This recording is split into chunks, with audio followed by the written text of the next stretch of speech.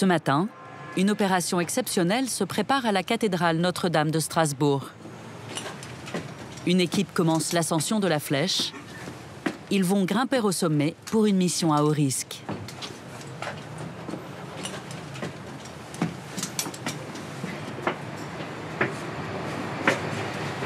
Ces 3 compagnons entretiennent le monument toute l'année. Parmi eux, Frédéric de Genève est tailleur de pierre ici depuis 17 ans.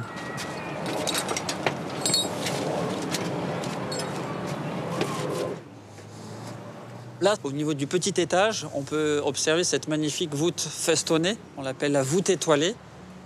On a une dentelle de pierre qui ne s'aperçoit pas du bas. Il y a des détails aussi architecturaux assez intéressants. Par exemple, les fleurs de lys symbolisent la constellation. C'est pour ça qu'on a l'ourson, le taureau. On va dire symboliquement, les bâtisseurs touchent le ciel. On ressent vraiment le sens du détail.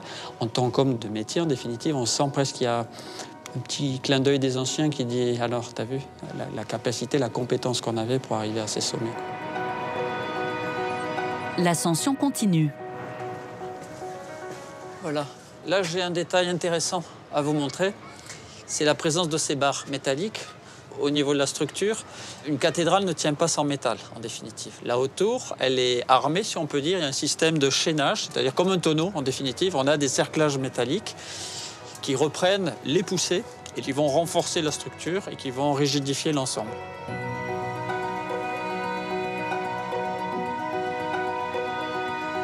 La construction de cette cathédrale a commencé au XIe siècle.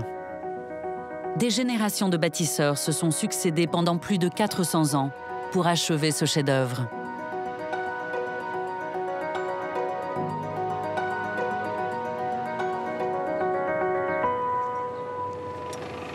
À l'intérieur de la tour, les 3 hommes poursuivent leur montée. Ils atteignent maintenant la terrasse de la flèche. Là, on est à 100 mètres, on est dans la flèche. Donc là, c'est le Saint Graal, c'est le Saint des Saints, c'est exceptionnel. Donc là, vous avez une vue fantastique sur les toits de Strasbourg.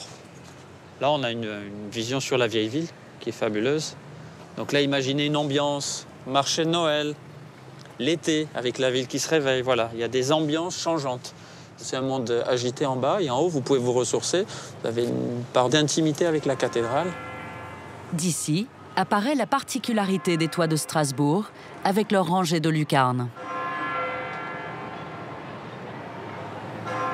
La flèche est ajourée. Alors pourquoi elle est ajourée? Parce qu'il faut que le vent circule. Il ne faut pas qu'il y ait de prise au vent, puisque là on est entre 100 et 142 mètres. Donc il faut que la flèche laisse passer les vents forts. Fabrice et Mathieu s'équipent pour la partie la plus périlleuse de l'opération, la dépose de la balise aérienne située sur la pointe de la flèche. Pour la rejoindre, ils empruntent un escalier très raide. La flèche, c'est une pyramide, si on peut dire. Il y a 8 arêtes et sur ces arêtiers, il y a 8 escaliers extérieurs pour atteindre le sommet de la flèche.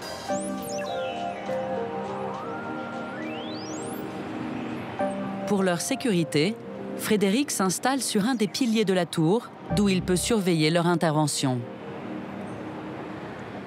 On est dans des situations, je dirais, extrêmes quand même. Voilà.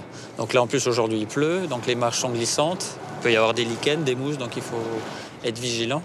C'est pour ça qu'ils montent à 2. Ils sont toujours en binôme. Question sécurité, il faut que l'un assure l'autre. C'est la 60e fois que Mathieu et Frédéric escaladent la flèche.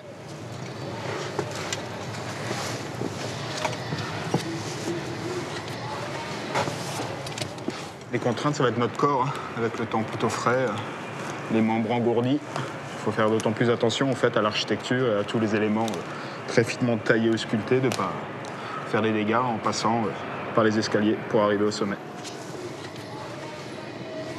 Escalier numéro 2, première étape.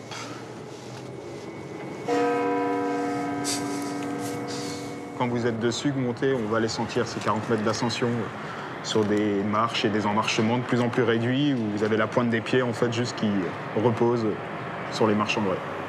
sensation assurée, avec beaucoup d'ouverture et d'éléments ajourés autour de vous. Donc une vue imprenable et une sensation d'être dans un autre monde.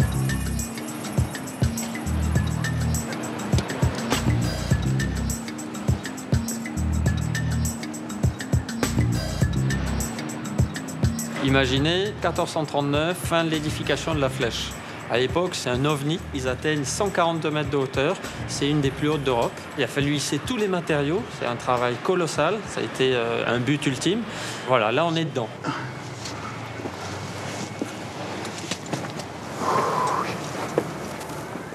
On approche la corbeille.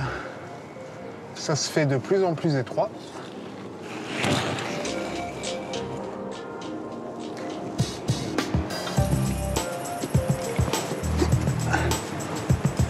Au bout de 20 minutes, les deux hommes atteignent la corbeille, cette minuscule plateforme avant l'ultime effort.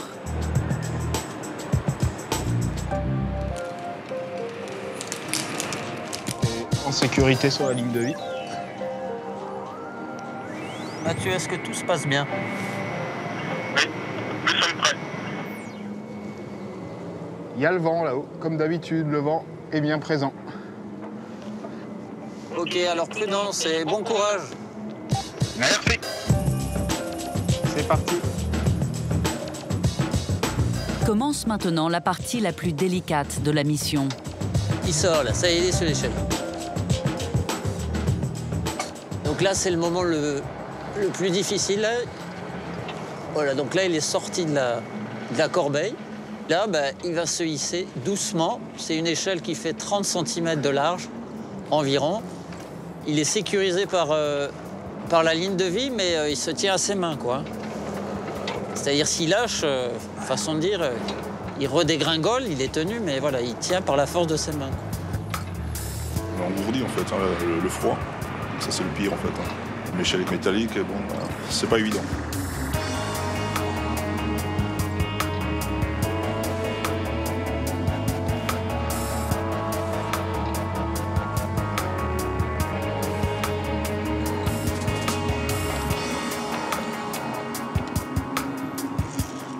Là, il est à 140 mètres, Fabrice, à peu près, en sachant qu'après, il y a environ 2,50 m de paratonnerre. C'est le mât métallique qui vient coiffer la croix, puisqu'il y a une croix sommitale. Donc la balise aérienne est logée sur le bouton en grès. Tout se passe bien? Ouais, je commence à démonter. Ok. Là, il a du petit outillage, et donc c'est la crainte que du matériel tombe. Puis après, c'est le fait de lâcher les mains. Enfin, voilà, il est maintenu à l'échelle avec ses deux mains. Donc là, pour démonter la balise, il a besoin de se dégager de ses mains, quoi. Voilà.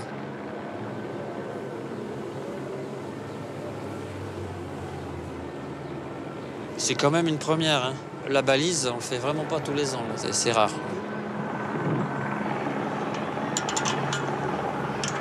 C'est volumineux quand même. T'as réussi à tout mettre dans le sac? Tout est dans le sac. Top. Opération terminée. Ok, merci.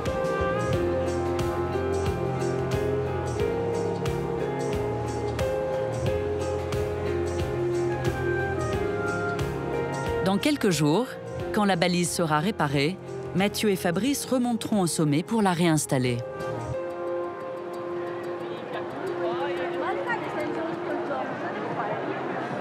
Nous sommes fin novembre. C'est le moment où la cathédrale se métamorphose pour les fêtes de Noël. Il est 7 h du matin. Allez.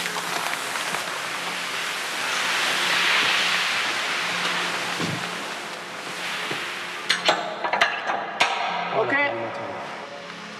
Il faudra juste qu'on se fasse attention avec la lampe. Une équipe déploie un ensemble de 14 tapisseries monumentales du XVIIe siècle. Ce que je vois là. Tu montes bien ensemble. Benjamin, stop! Hubert, tout seul. Stop! Écoute, pour moi, c'est bon, hein? Une à une, ces tapisseries vont être accrochées dans la nef. Chaque année, ces chefs-d'œuvre sont uniquement exposés pendant la période de Noël.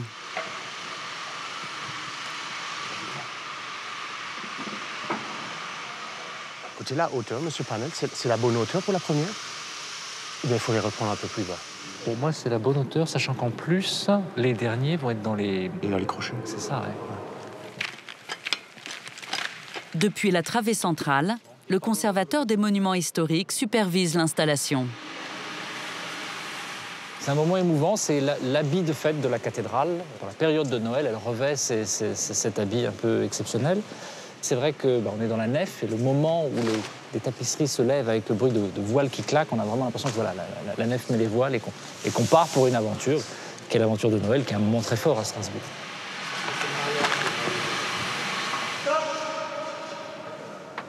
Ce sont une vieille dame, bientôt 400 ans, et en même temps, voilà, avec des couleurs encore fraîches.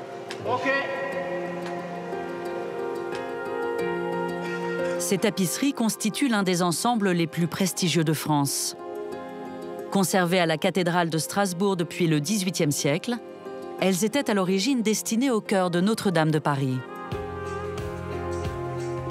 Elles témoignent de la volonté du roi Louis XIII de consacrer le royaume de France à la Vierge Marie.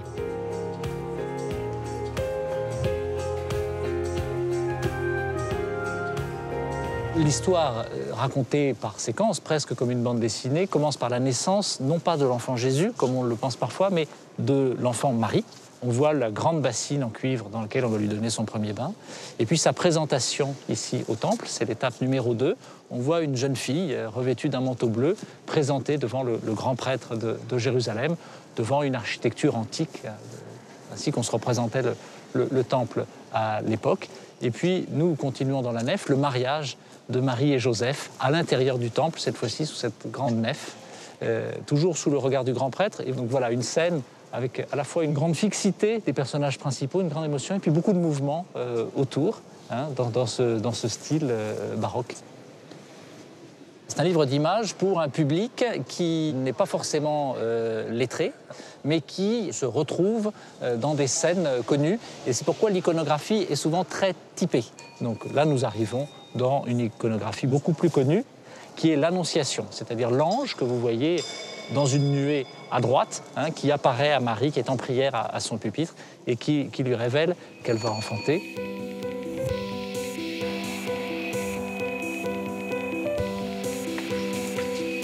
Il faut vraiment qu'on y aille doucement. Comme elle est très haute, pour pas qu'on touche la voûte. Pour installer la dernière tapisserie, Michel Boly utilise un accessoire présent à la cathédrale depuis plus d'un siècle. C'est une ancienne échelle de pompier qui a toujours appartenu à la cathédrale. C'est un des accrochages les plus délicats.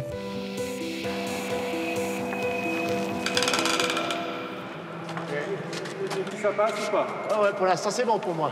Attention, doucement. Oui. C'est bon? La tapisserie doit entrer dans une arche plus étroite que les autres. On était un peu inquiets pour ne pas l'abîmer, cette tapisserie. Surtout pas qu'elle s'abîme, mais grâce à un bon travail d'équipe, on est vraiment bien arrivé. Je suis très soulagé, vraiment très. Vraiment. Tout va bien. Tout va bien. Symboliquement, c'est bien qu'elle se fasse rare. Hein, pour montrer leur préciosité, pour que l'effet de surprise soit renouvelé chaque année. Ces tapisseries ne sont présentées que quelques semaines par an, dans un cadre exceptionnel. Après les tapisseries, place à cette couronne de l'Avent monumentale. Elle symbolise les 4 semaines avant Noël. Elle a été créée par des fleuristes du quartier. Cette année, Bernard et Maria ont même ajouté une innovation. On a un petit peu évolué, puisqu'on s'est rendu compte que c'était réalisable, donc on y a rajouté de la lumière, puisque la période de l'Avent, c'est quand même la lumière qui est de plus en plus forte. Hein. Il y a une bougie, 2 bougies, 3 bougies, 4 bougies. C'était pas évident, puisqu'il fallait pouvoir faire accéder l'électricité du grenier de la cathédrale. Donc c'est à nous de jongler avec tout ça, mais je pense que Bernard et moi et toute notre équipe le fait vraiment avec énormément de passion. Avant de hisser la couronne, une dernière vérification s'impose.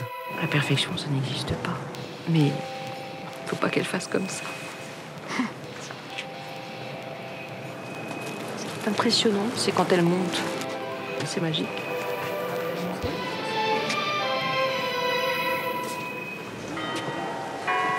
Pendant ce temps-là, dans les rues autour de la cathédrale, d'autres équipes s'activent. Voilà, on les met à droite.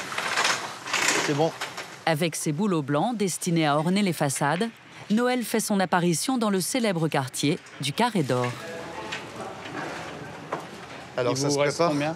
Bon, on termine la rue et après on a encore la rue du Temple-Neuf à faire. Temple-Neuf. Olivier Klein est président de l'association des commerçants du quartier qui a commandé ces décors. C'est lui qui supervise les installations. Okay. On repasse vous voir tout à l'heure. Ok, merci. Depuis toujours, le Carré d'Or est un quartier commerçant.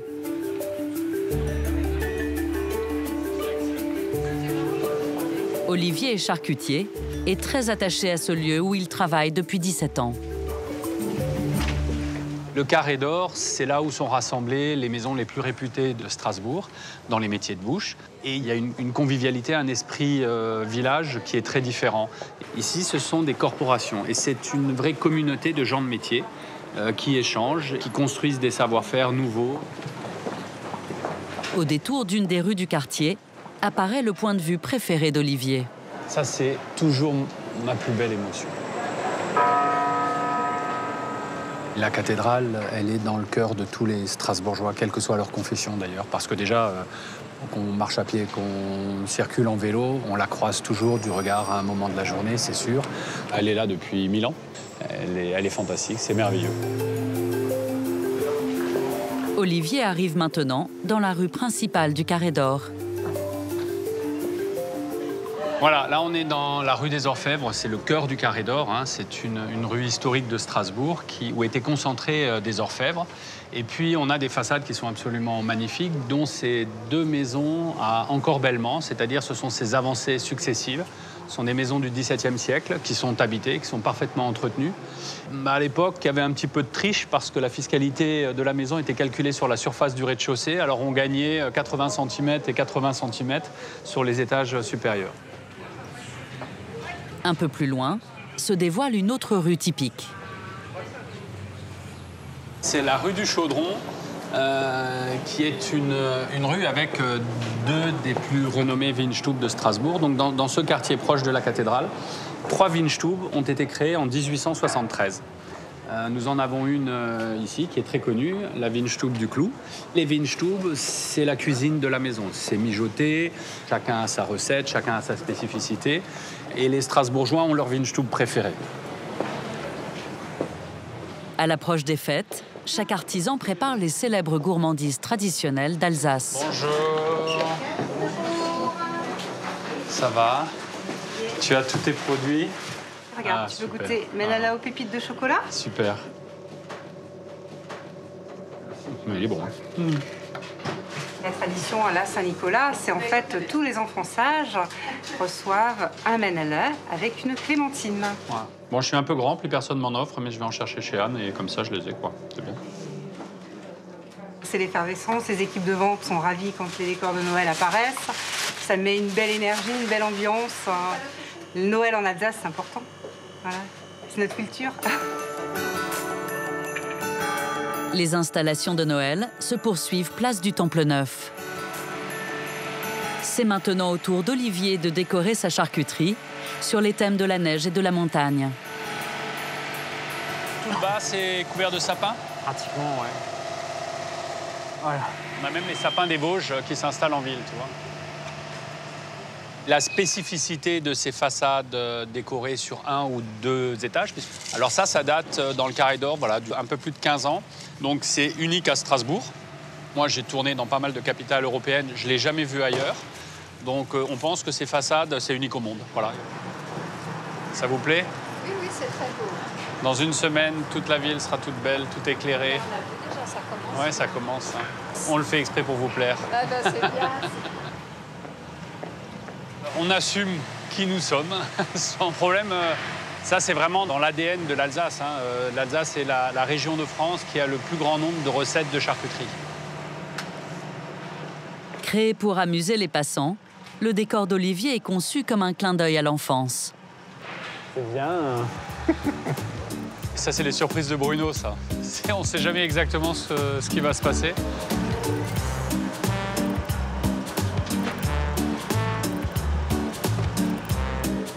Mesdames, bonjour. Qu'est-ce qui vous ferait plaisir? Aujourd'hui, la charcuterie d'Olivier est une institution. Une n'est pas fumée du tout, c'est la Knack d'or qui est rougie et la Knack Klein, elle est parfumée. C'est-à-dire qu'on dépose un voile de fumée dessus. Parce que la fumée amène de l'âcreté. Pour les fêtes de Noël, le charcutier concocte toute une gamme de produits d'excellence. 12 paires, madame. Il y a un produit qui est très attendu, c'est la truffée d'Alsace. Donc c'est une recette que j'ai créée il y a 5 ans, dont on respecte la saisonnalité qui est collée sur la saison de la truffe, bien sûr. Moi, je suis très attaché à ce que nous respections la saisonnalité des produits. Le temps fait grandir le désir pour plus de plaisir à la dégustation. Donc il ne faut pas avoir de tout le temps. Et ces produits de Noël, qui sont des produits qui sont fabriqués à Noël seulement, eh bien on les attend un petit peu toute l'année. Alors on les oublie au printemps, en été. Mais après, quand on commence à penser à Noël, on attend ces produits-là. À cette époque, une vingtaine de spécialités font leur apparition sur son étal.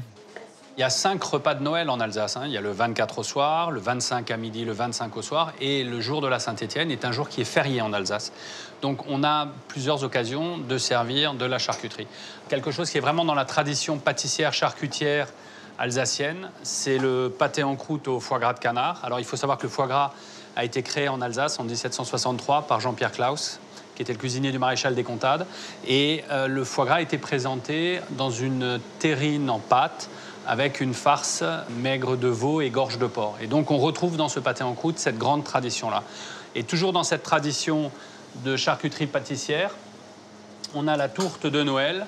Alors là, c'est pas compliqué, on met à peu près tout ce qu'on a de meilleur et de plus fin pour Noël dans cette tourte, des riz de veau, du foie gras et de la volaille, avec une crème, ça c'est parfait aussi. Donc tout ça, ce sont les vrais produits festifs. Je dirais, ce sont des recettes qui sont historiques et dans notre famille, depuis 3 générations, ce sont des produits que nous faisons. Il est maintenant 18 h. Les habitants et les visiteurs se rassemblent dans les rues du Carré d'Or pour un dernier rendez-vous incontournable. Dans quelques secondes, Olivier va donner le coup d'envoi des illuminations de Noël.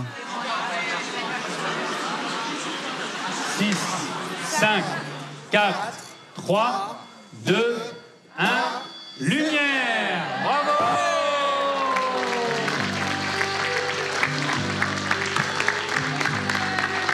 Pour nous, c'est parti, là, voilà. Là, c'est... Le moment, l'ambiance de Noël est installée dans ces superbes illuminations. C'est le moment des chants de Noël, c'est le moment des petits gâteaux, c'est le moment du vin chaud. On est très très heureux de partager les commerçants avec les habitants, les Strasbourgeois.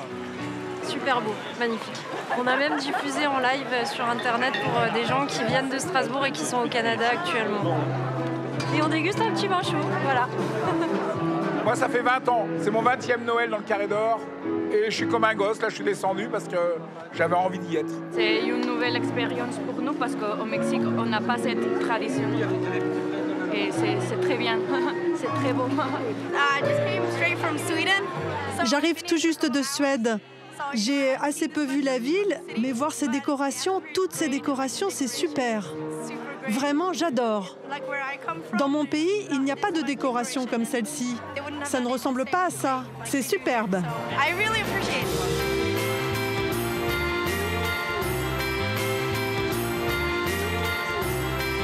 Plus de 2 millions de visiteurs vont venir du monde entier pour découvrir la ville en fête. Demain commencent les 4 semaines de l'Avent.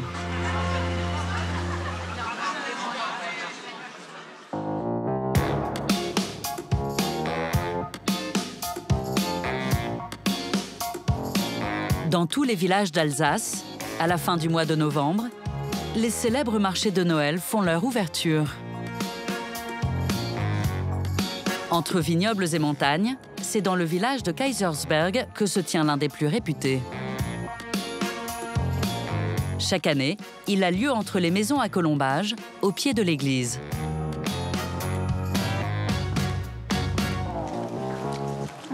Il est 9 h du matin. Je te laisse ouvrir. Jérôme Benzinger est un habitant du village.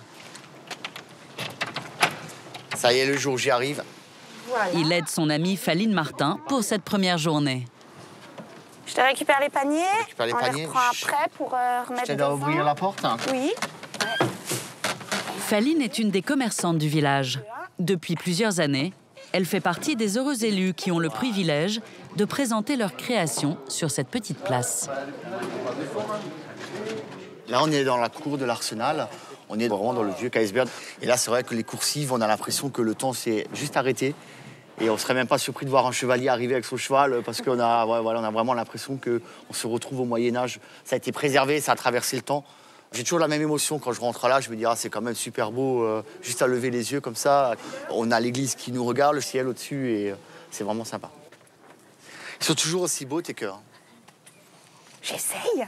Regarde, on va essayer de... La spécialité de Faline, c'est la confection de ces petits cœurs en kelch. Ce tissu de lin, traditionnellement orné de carreaux rouges ou bleus, est fabriqué en Alsace depuis le Moyen-Âge. C'est le symbole de l'Alsace déjà, c'est notre porte-bonheur. Et donc à l'époque, quand il y avait une fille à marier, on accrochait un cœur à l'angle en haut de la maison pour prévenir qu'elle était prête à être mariée. Ça, c'est un peu l'histoire. Tu vis cœur, tu manges cœur. Toute la journée, tous les jours.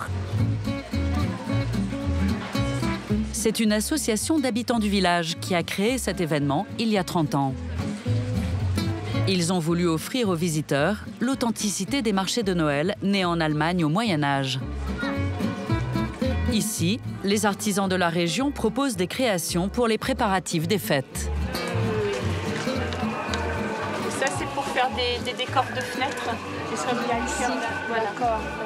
On fait tout dans l'esprit un peu Noël, avec des petits décors qu'on peut remettre chez soi, avec la lumière derrière, enfin des petites choses jolies, quoi. J'habite à Strasbourg et je viens plutôt au marché de Noël de Kaysersberg parce que je le trouve plus authentique, plus près de ce qui peut être l'esprit de Noël.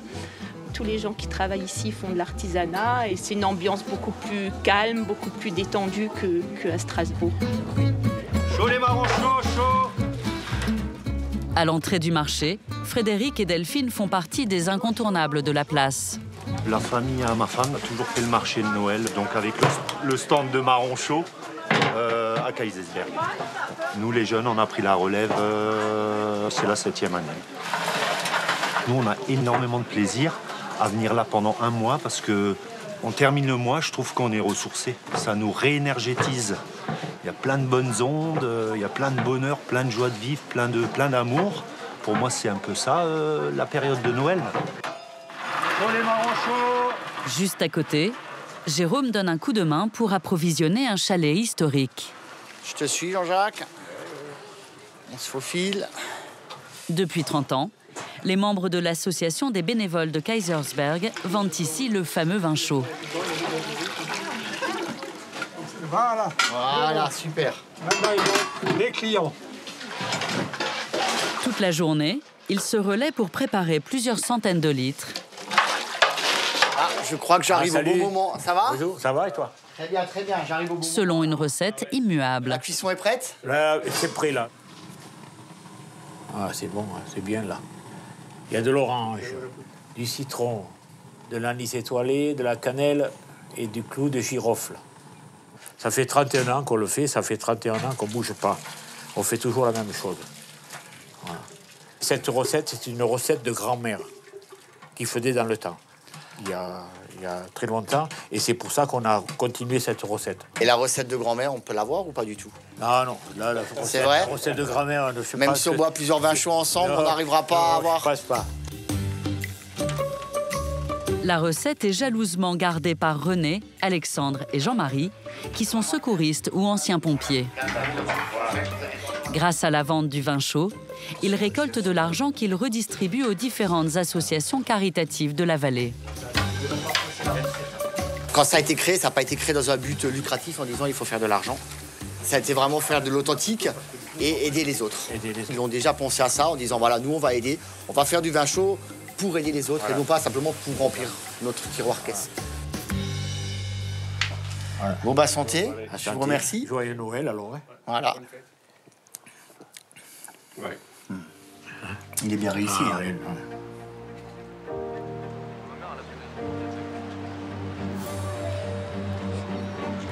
À quelques semaines de Noël, Jérôme Benzinger nous emmène à travers son village. Il est pompier professionnel et il a toujours vécu ici. Dans les rues, les habitants ont mis un soin particulier à décorer toutes les façades des maisons médiévales. Aujourd'hui encore, elles sont dominées par une tour qui témoigne de l'histoire de la cité. Le château du Schlossberg.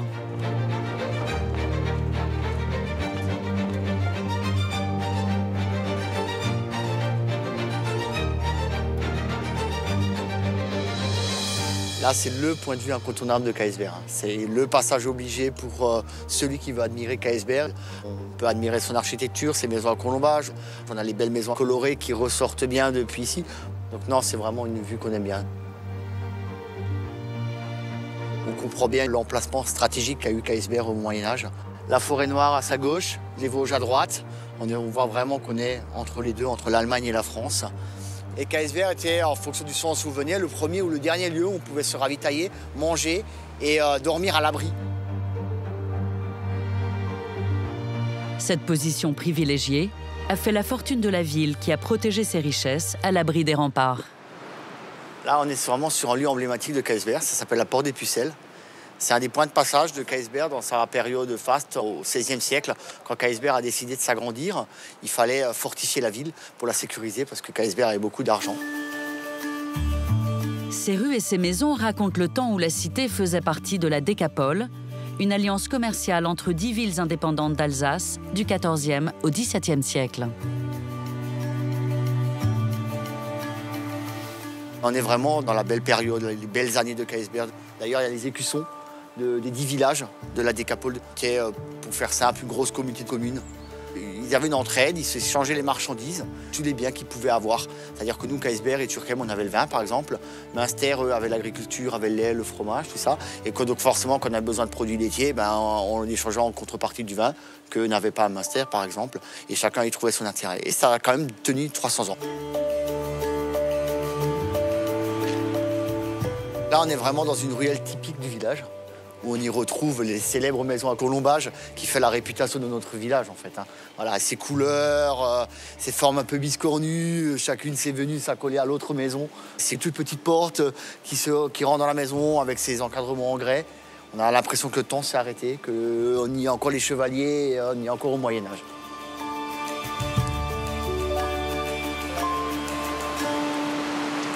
Au bout de la ruelle se dresse une maison qui témoigne de la prospérité des bourgeois du Moyen-Âge et de la Renaissance. Là, on a vraiment l'exemple d'une très belle maison alsacienne située en plein centre de Kaisberg. Maison de maître à colombage, où la personne voulait montrer qu'elle avait de l'importance. Forcément, à l'époque, dès qu'on a un peu de pouvoir, on crée des jalousies. Les croyances étaient très fortes, donc la personne a décidé de sculpter ses visages. On voit les deux têtes sous les encadrements qui n'attirent pas forcément la sympathie. Et les inscriptions sur les encadrements, c'est du vieil allemand alémanique, en gros, qui dit que le piquant du chardon ne sera rien comparé à sa colère si on vient un peu le titiller. C'était un peu pour écarter les gens qui voulaient éventuellement prendre un peu son argent. Voilà. Jérôme arrive maintenant dans la rue principale de la ville. Sur les façades, on retrouve des inscriptions et des portraits apposés par les propriétaires de l'époque pour afficher leur notoriété.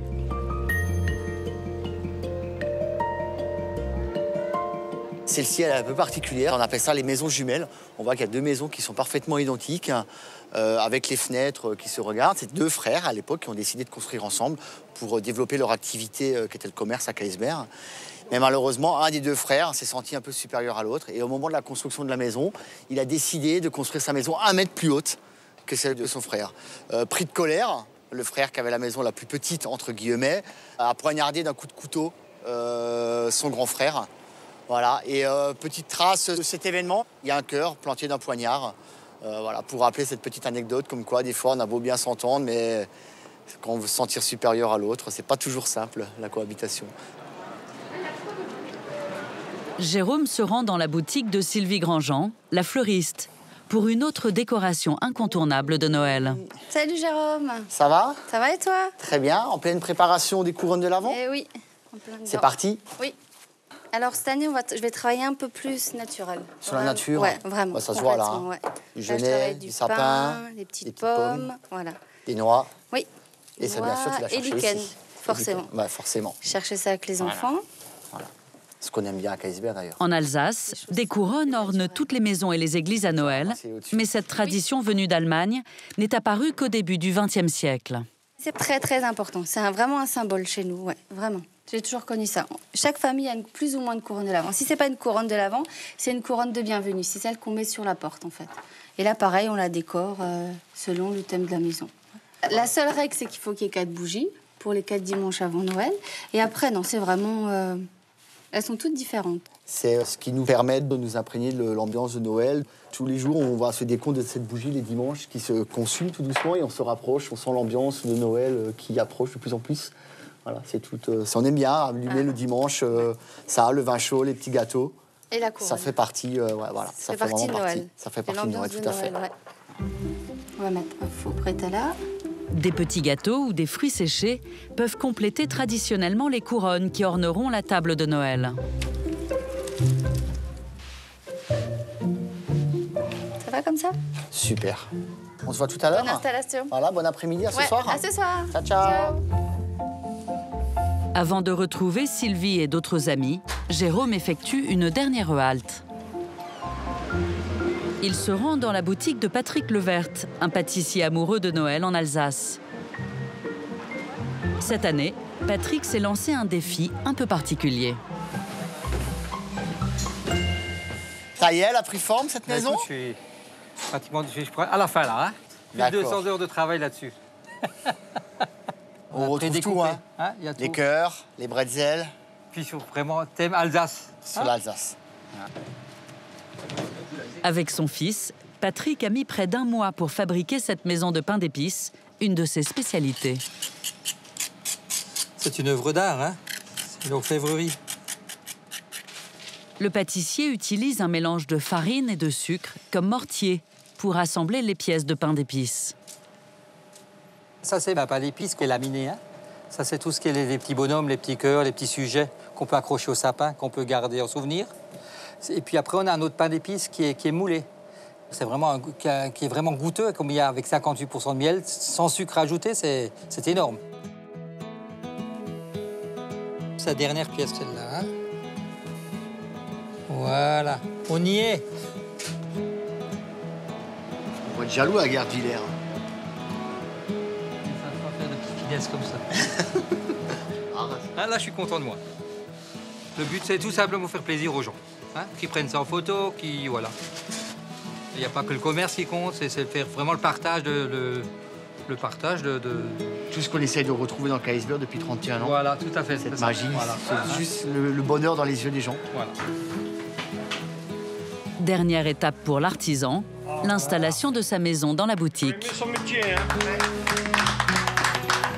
Il faut pas être grand pour faire des merveilles. Hein. Ah, c'est vrai, vous avez vu ça hein.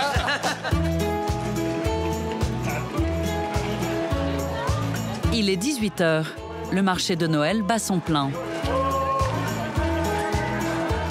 À quelques rues de là, Jérôme et ses amis se retrouvent dans une des plus belles maisons de la ville.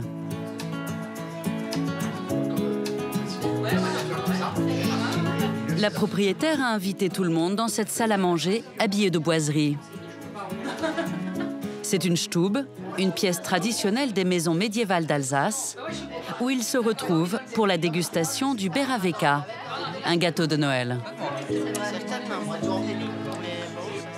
Est-ce que tu veux que je te coupe? Est-ce qu'on peut le goûter? J'ai le souvenir bien précis de mon grand-père qui le préparait le premier week-end de l'Avent.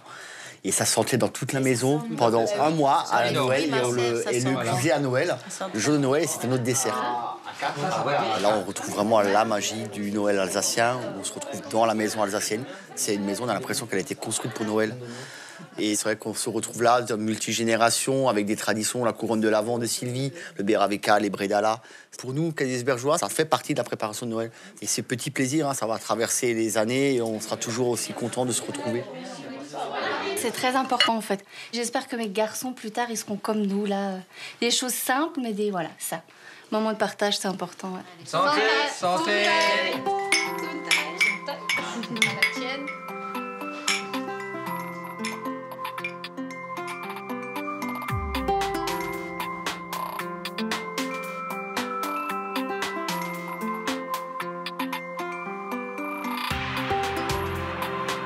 À quelques kilomètres de Kaisersberg, le jour se lève sur un autre haut lieu des préparatifs de Noël en Alsace. Dans ce petit village, une famille concocte des douceurs qui se vendent jusqu'au Japon.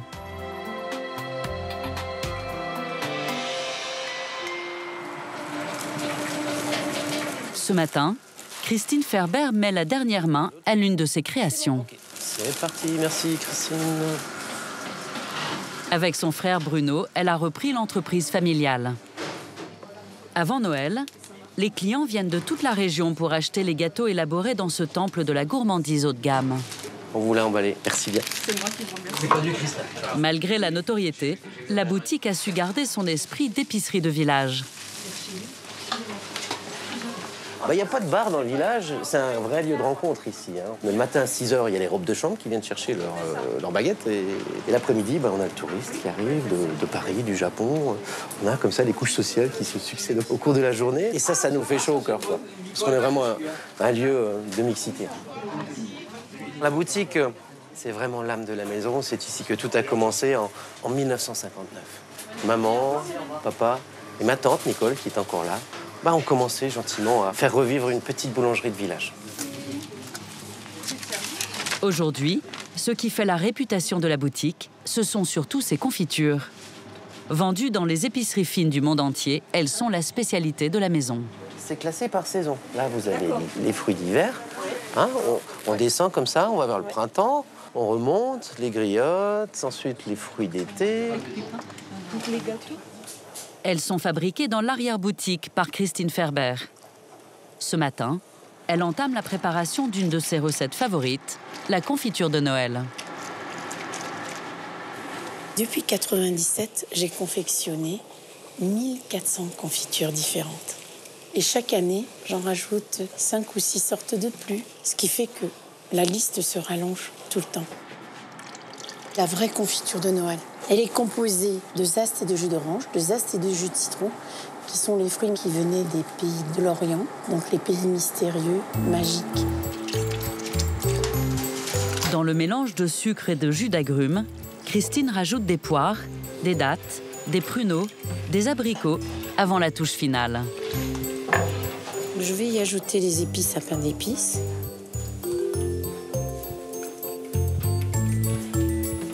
Les confitures se mélangent toujours en douceur. C'est ainsi qu'on fait les confitures dans notre maison, dans des petites bassines en cuivre, jamais plus de 3 ou 4 kilos de fruits.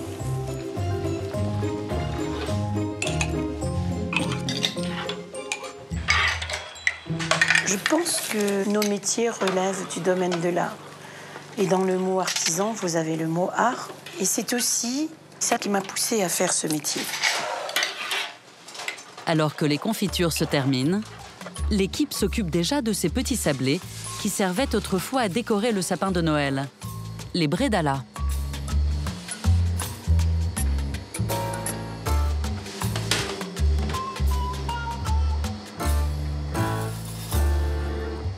Bredala, c'est le mot alsacien qui veut dire des petits gâteaux.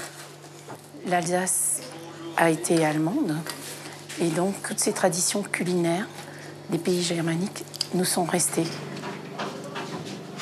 Habituellement, c'est la forme de l'étoile, la forme de la fleur et la forme du cœur aussi. Parce que Noël, c'est vraiment une grande fête du partage.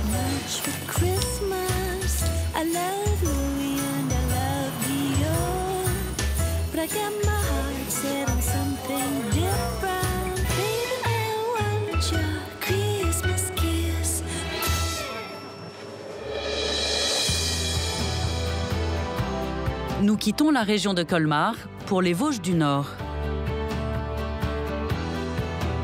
Ce territoire est célèbre pour la multitude de châteaux qui parsèment les montagnes sur 60 km, entre Saverne et Wissembourg.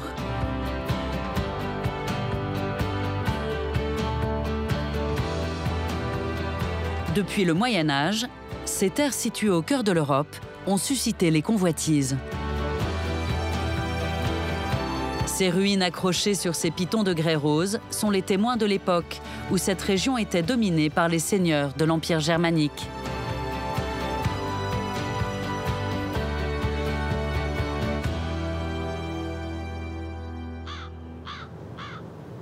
Depuis 20 ans, ces forteresses sont protégées par Mathias Hessler.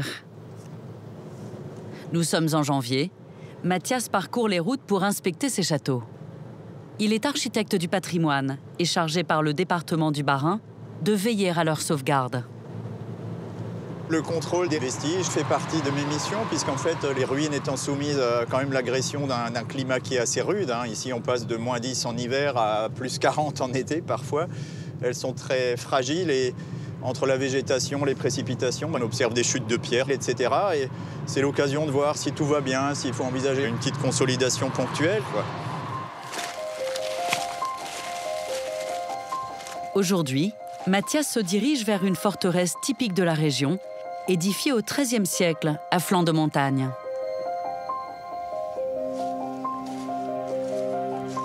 Voilà, mais on arrive en vue du château. Les couleurs sont magnifiques avec ce soleil du matin ici. Ce sont des lieux un peu magiques. La particularité du Frauensburg, c'est qu'ici, pierre et château se confondent pour ne former qu'un. Bâti sur 2 rochers de plusieurs dizaines de mètres de longueur, il domine la forêt du haut de sa falaise effilée. C'est vrai qu'on pourrait croire qu'il s'agit d'un rocher. En fait, il s'agit concrètement ici d'un château construit sur 2 énormes blocs de rochers, des falaises de 35 mètres de hauteur. Et ils forment des châteaux dits semi-troglodytiques. Il y a des pièces qui ont été creusées dans le rocher, des escaliers d'accès, des caves, plein de choses. En fait, c'est un vrai gruyère. Mais semi, puisqu'en fait, toutes ces parois étaient entièrement habillées de bâtiments sur 4, 5, 6, 8 étages. Et en partie haute, on a les bâtiments des seigneurs du château, là, posés sur le rocher. Ce qui aujourd'hui est un rocher nu, c'est en fait le squelette d'un énorme village vertical ici.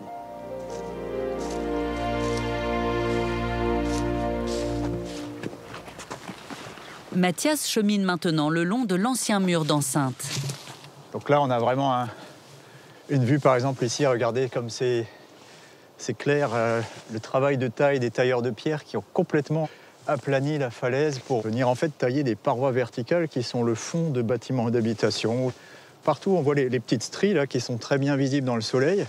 Ce sont des parois qui ont été dressées. On va voir tout ça. Là, on peut passer dans l'entrée, par exemple, d'un de ces bâtiments ici, qui est très belle. On rentre dans cette porte. Et là commence le cheminement qui va nous mener en plusieurs escaliers jusque tout en haut.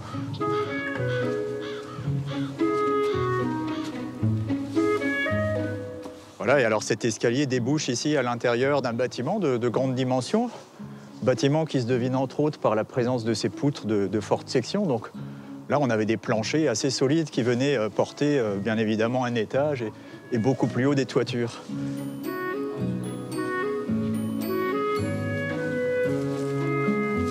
Cette imposante falaise est victime de l'érosion. Mathias surveille régulièrement l'état de ces roches typiques de l'Alsace.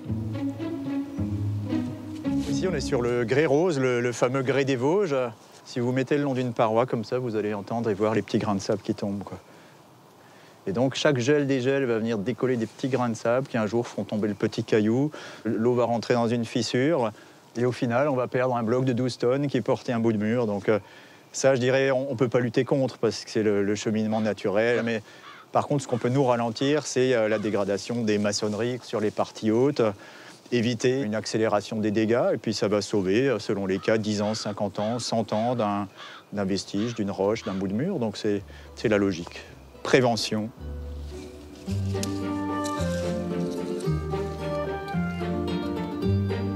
Dès sa construction, les seigneurs de l'époque tirent profit de la forme particulière du rocher. Ils aménagent un grand château au sommet et un second plus petit sur le piton inférieur.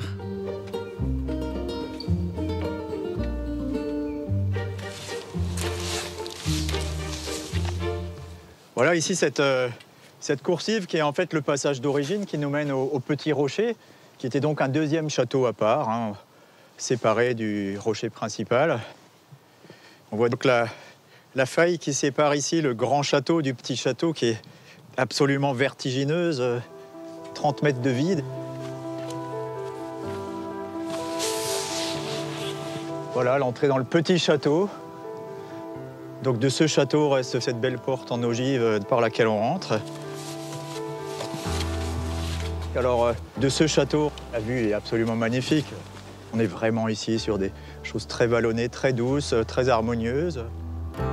Ce qui est incroyable, c'est d'imaginer qu'à la place de cette belle forêt, on avait il y a 100, 130 ans encore beaucoup de prairies en fait.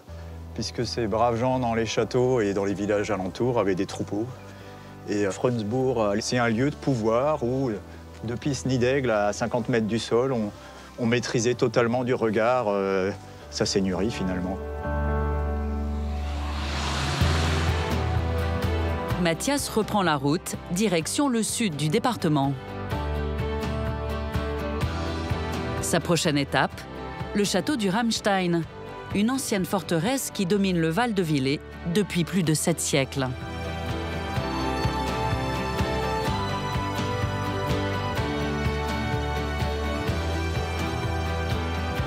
L'architecte du patrimoine va y retrouver une équipe de veilleurs, un réseau de bénévoles qu'il a mis en place pour assurer la conservation des châteaux forts du Bas-Rhin.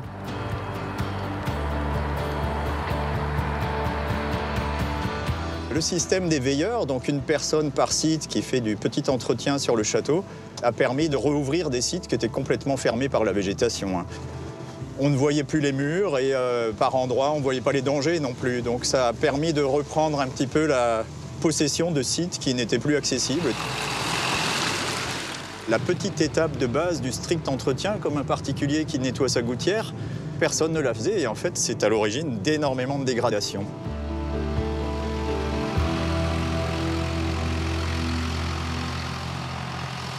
Ce matin, Mathias et les veilleurs se retrouvent pour une journée de débroussaillage. Une intervention rendue nécessaire par le passage de plusieurs tempêtes hivernales. Ces bénévoles travaillent ici depuis plus de 15 ans. Grâce à leurs efforts, une grande partie des murs d'enceinte a été remontée. Bon, l'année prochaine, on passe sous une porte alors, hein ? Dans 2 ans peut-être? On espère, ouais, qu'elle sera pérenne pour bon nombre d'années. Hein. Toute l'année, par tous les temps, une quinzaine de personnes se relaient sur le chantier.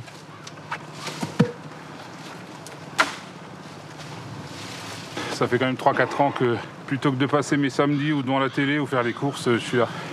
On essaie d'aller le plus loin possible en fait, dans sa restauration, parce qu'il y a encore tellement à faire.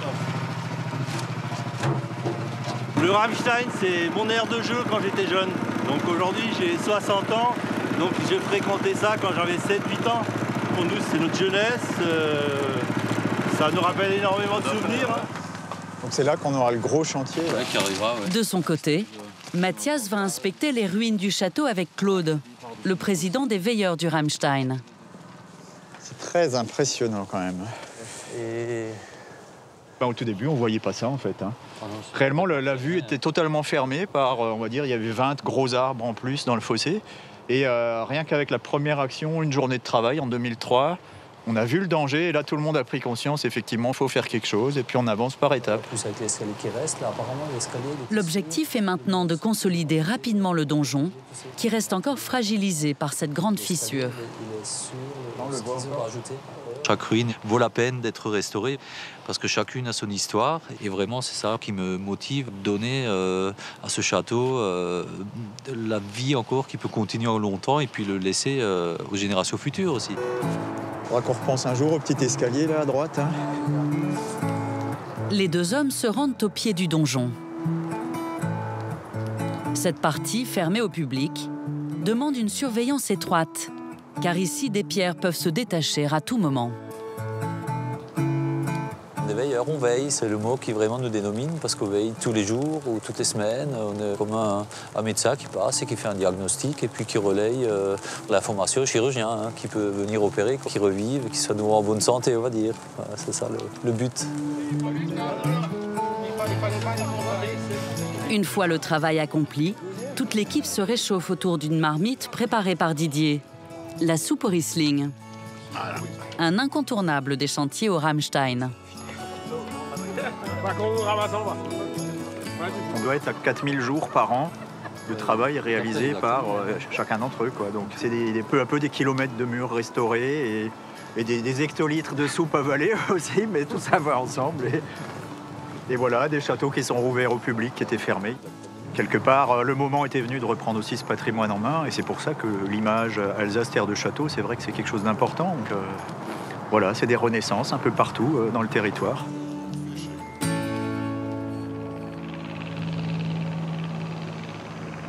Pendant ce temps, un avion survole les Vosges. C'est bien la visite, hein, c'est super là. C'est beau, hein. On le sent bien là. Les Vosges du Nord, c'est vraiment une région que j'adore. À bord de l'appareil, Christophe Carmona est un autre amoureux de l'histoire de l'Alsace. Il est dessinateur et réalise des illustrations des villages tels qu'ils étaient au Moyen-Âge. Voler ainsi au-dessus de l'Alsace, pour moi, c'est extrêmement intéressant et ça apporte réellement quelque chose à mon imaginaire. Et donc, j'ai mis mon savoir-faire, mon savoir dessiner au service de l'envie finalement de faire découvrir en particulier cette région. Aujourd'hui, il veut profiter de l'hiver pour observer les villages fortifiés qui caractérisent les paysages d'Alsace.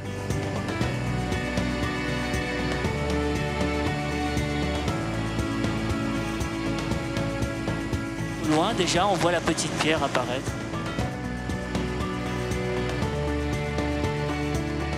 La petite pierre, c'est le seul village d'Alsace perché, fortifié.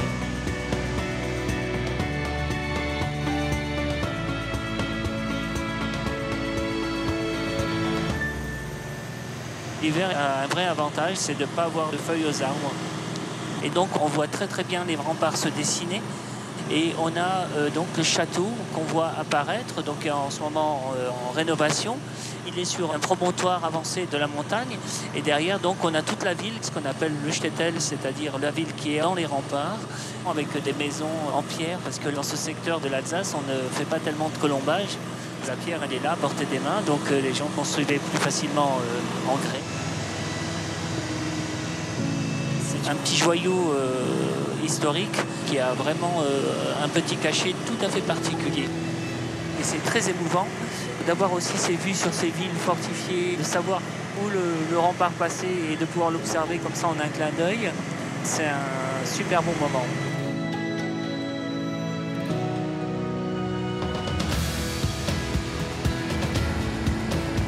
Plus loin, l'avion arrive en vue d'une autre forteresse perchée.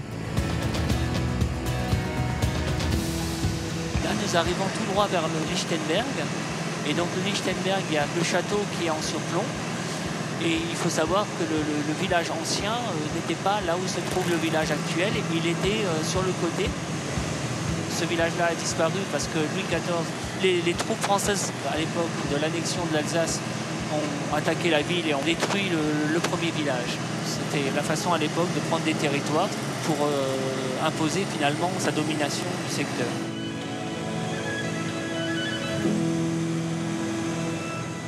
On dit que l'Alsace, c'est la région de France, enfin, d'Europe même, où il y a le plus de concentration de châteaux forts. Hein.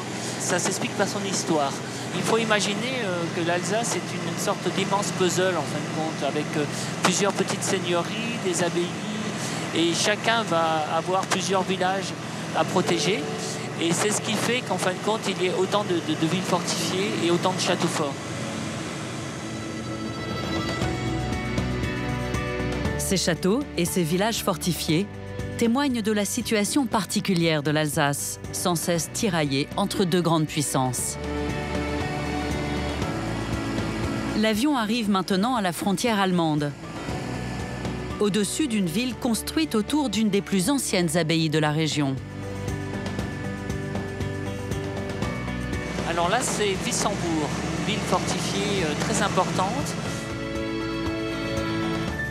On voit très bien l'église principale et sa tour arrière, qui est une tour de surveillance, donc qui est encore en parfait état, et tous les fossés et remparts tout autour, ainsi que des passages d'eau. Il y a des moulins également, des moulins anciens.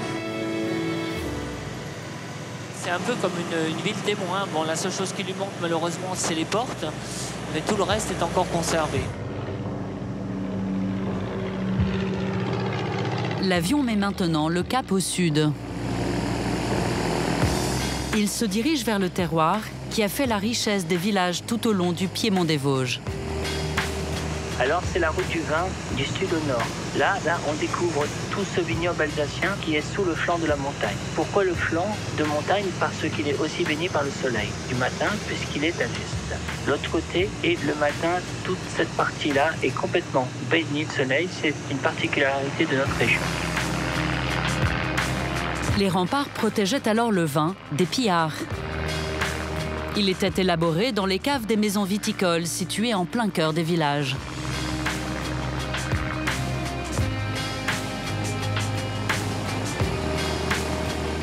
Quelques kilomètres plus loin, l'avion s'approche de la plus emblématique ville fortifiée du Bas-Rhin, Obernai. C'est absolument formidable parce qu'on peut observer avec perfection le pourtour, le tracé de toute la ville. On voit les niveaux de remparts, on voit les tours. On a l'impression carrément de survoler une ville médiévale. Hein. On a une vue aussi très nette de ce qu'on pourrait... On a l'impression que c'est un beffroi. C'est cette église très haute qui a été améliorée par un gothique flamboyant et qui servait à surveiller la ville et les alentours. C'est un peu la signature de la ville. C'est quelque chose de remarquable.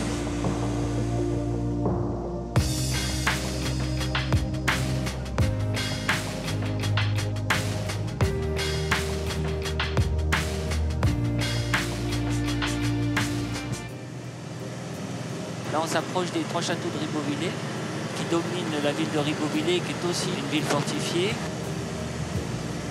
Cette ville a une particularité, c'est qu'elle s'enfonce dans la montagne, donc elle a une partie qui grimpe vers la montagne, et au-dessus, ces 3 extraordinaires châteaux de Ribeauvillé. C'est pour moi une des merveilles de l'Alsace. Si Christophe a poussé le vol jusqu'ici, c'est pour observer un édifice très rare en Alsace. L'église fortifiée du navire, qui servait de refuge aux habitants en cas d'attaque.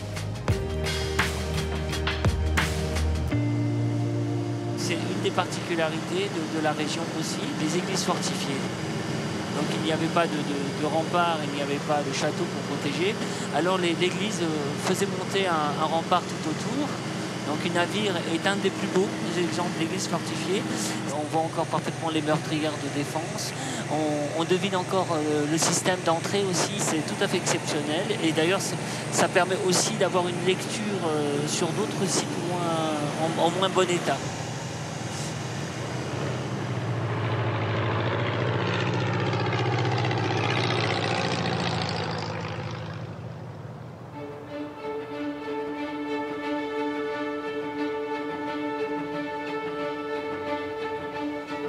Le lendemain, le donjon du château du Haut-Königsbourg commence à émerger des nuages.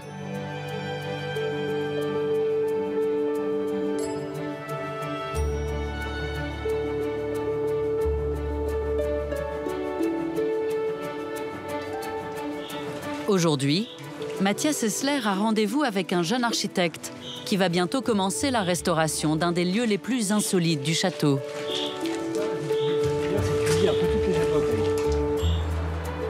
Bâti au XIIe siècle, le Haut-Königsbourg est tombé en ruine. Puis il a été complètement reconstruit après l'annexion de l'Alsace en 1871. Au début du XXe siècle, il devient alors un symbole impérial allemand. Les 2 hommes pénètrent à l'intérieur du château et rejoignent un escalier étonnant sculpté dans le grès rose. Ah, quel escalier! Main courante, ça démarre par une belle sculpture. La main courante qui est vraiment très belle, elle démarre par un ange et en haut, elle termine par un serpent griffon. Par un démon. Ouais, voilà, on passe d'un univers à un autre. Au premier étage se trouve la pièce la plus impressionnante du château. La grande salle du Kaiser. Et voici. Cette salle, entièrement dédiée à Guillaume II, est un véritable hommage politique. Avec le personnage central de la composition, qui est cet énorme aigle 3,50 m, 4 mètres de long, qui écrase complètement l'ensemble de la pièce. Là, quand même, grande référence à l'empereur. On voit Gott mit uns, voilà, Dieu est avec nous.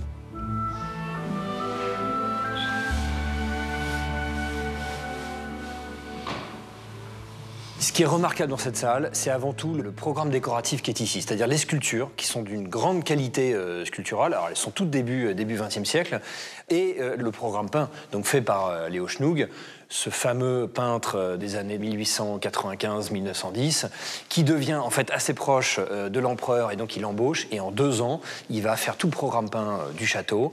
Son chef-d'œuvre, c'est ici. C'est une œuvre originale en tant que telle. L'artiste réinterprète ici les faits d'armes de l'Empire germanique dans une représentation idéalisée du Moyen-Âge. C'est de la bande dessinée, hein. On sent un esprit médiéval comme on aimerait le rêver finalement. Et ici, on est entre 2 mondes, 2 périodes, 2 univers, et c'est ça qui est fascinant.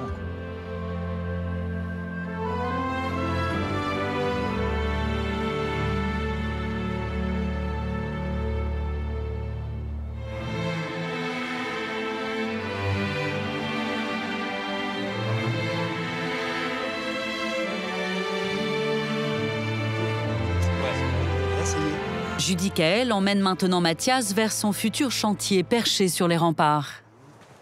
C'est une pièce interdite au public, située au bout de ce chemin de ronde. Et là, on va se diriger vers une petite loge étonnante, la loge de Schnug. La Schnuguette pour les intimes. Schnuguette. Hop. Tiens, après toi. Je pense que c'est pas tous les jours que quelqu'un vient là-dedans. C'est drôle, cet endroit. C'est tout petit, hein.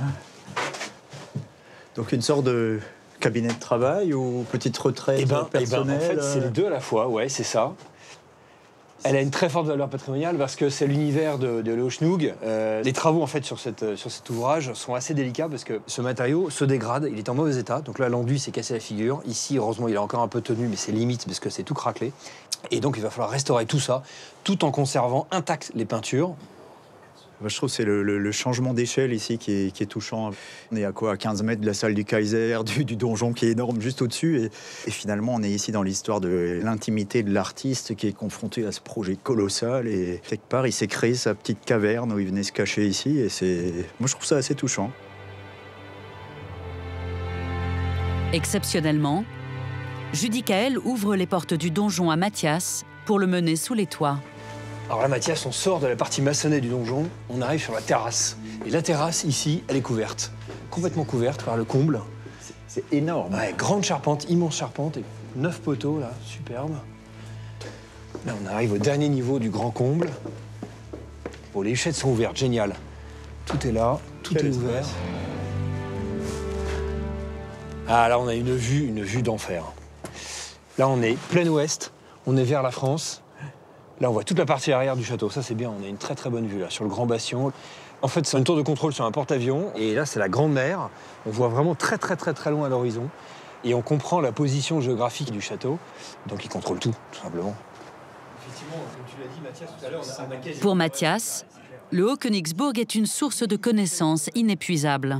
C'est le château-école, hein. Rien que ces petits volets, là, ces huchettes, c'est quelque chose d'absolument formidable. La petite ouverture pour pouvoir regarder dehors sans devoir lever le volet, des choses comme ça, c'est des petits détails. C'est la découverte au quotidien. Dernière étape pour Judicaël, le sommet du donjon qu'il rejoint par cette petite lucarne. Là, on est tout en haut du château. Qui vente, qui neige ici, j'aime bien venir ici. Et là, en fait, tout en haut, c'est quoi? C'est l'aigle impérial. Il surveille tout le château, il a la tête quand même dirigée vers l'est, hein, plein est, vers l'Allemagne. Et là, on est exactement au point central du château, le donjon. C'est assez vertigineux, en fait même c'est tellement haut qu'on ne se rend même pas compte du vide, c'est génial.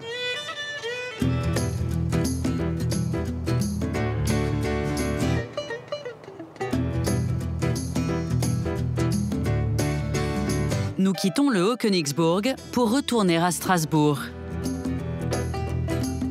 Nous sommes en février. Depuis quelques semaines, la rivière Lille et les petits canaux qui traversent la ville renouent avec une activité qui avait disparu.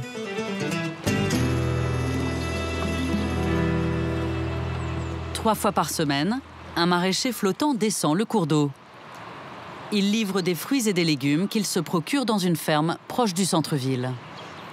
Jusqu'à la fin du 19e siècle, on livrait de cette façon-là. C'est un plaisir parce que d'une part, de livrer des produits de qualité et de proximité, et puis d'autre part, effectivement, dans un cadre qui est quand même assez magnifique. Christophe Meuglin aborde le célèbre quartier de la Petite France. Sa tournée commence par le passage d'un ouvrage emblématique. Donc là, on est en train de passer le barrage Vauban, donc construit à l'époque de Louis XIV et faisait partie de la fortification de Strasbourg. Il permettait à l'époque de baisser les vannes et d'inonder les pourtours de Strasbourg pour empêcher les éventuels envahisseurs de rentrer facilement. Après le barrage Vauban, donc on rentre dans le cœur historique de Strasbourg avec devant nous les tours des ponts couverts. Ça s'appelle pont couvert parce que dans le temps, avant que ça ne brûle, ils étaient couverts par un toit.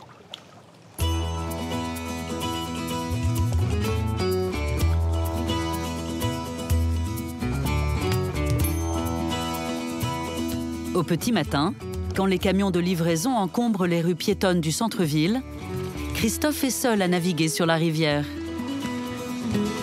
Depuis son petit marché flottant, il profite d'une vue privilégiée sur ces maisons construites à fleur d'eau.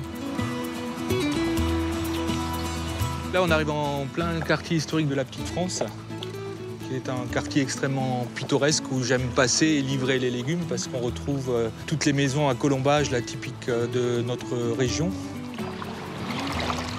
C'est une ambiance extrêmement zen. Moi qui ai fait beaucoup de choses dans le domaine du transport dans ma vie, c'est la première fois où je fais du transport de marchandises de façon aussi agréable et zen.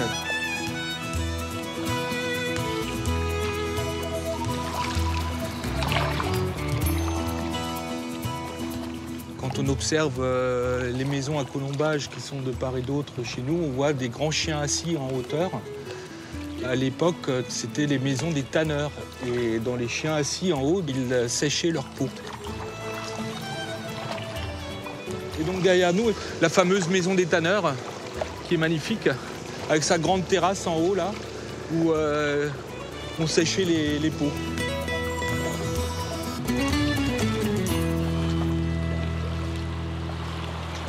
La première livraison de Christophe doit se faire après le passage de l'écluse. Mais la navigation se complique à cause du courant produit par les anciens moulins de la glacière.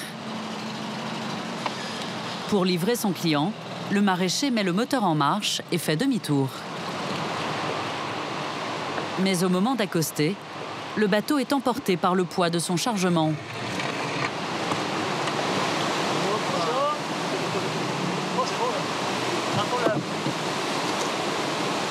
Les deux hommes doivent retourner la barque à contre-courant.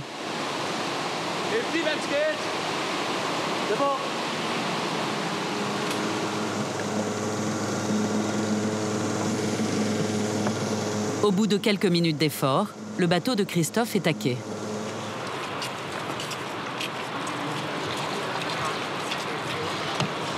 J'ai des salades, de la batavia, hein, 4-5. Sinon, j'ai du poireau. 4.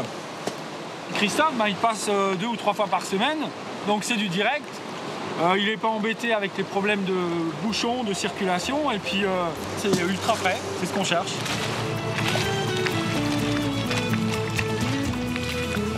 On est vraiment en circuit court, hein, entre, on va dire, l'assiette du consommateur et le lieu où sont produits les légumes. En moyenne, il y a 7-8 km.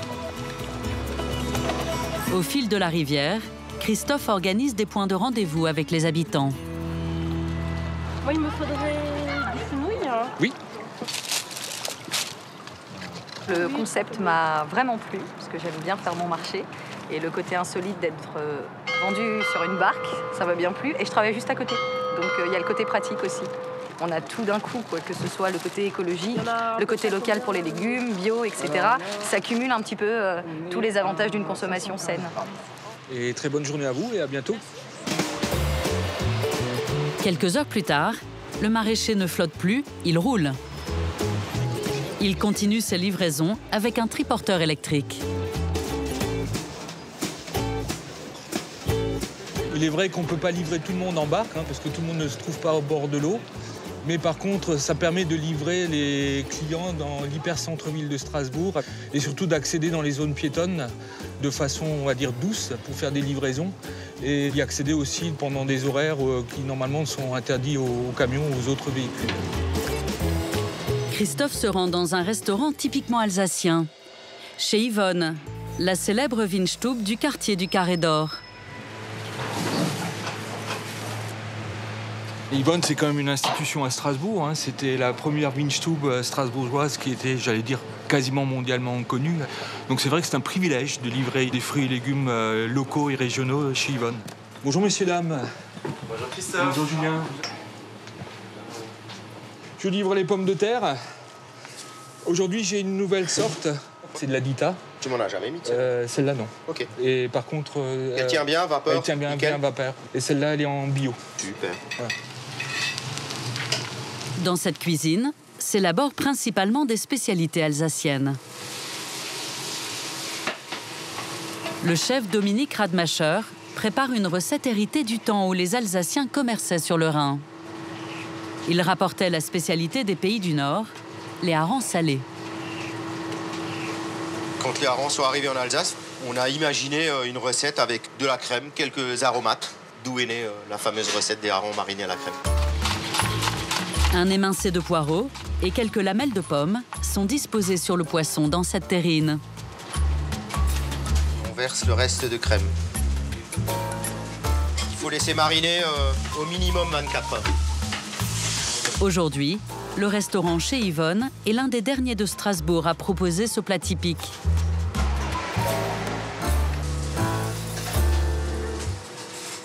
Donc voilà, notre plat est prêt. Un petit peu de déco. Nos pommes de terre de notre ami Christophe. Voilà. En salle, on retrouve les boiseries et l'ambiance cosy des salles à manger alsaciennes.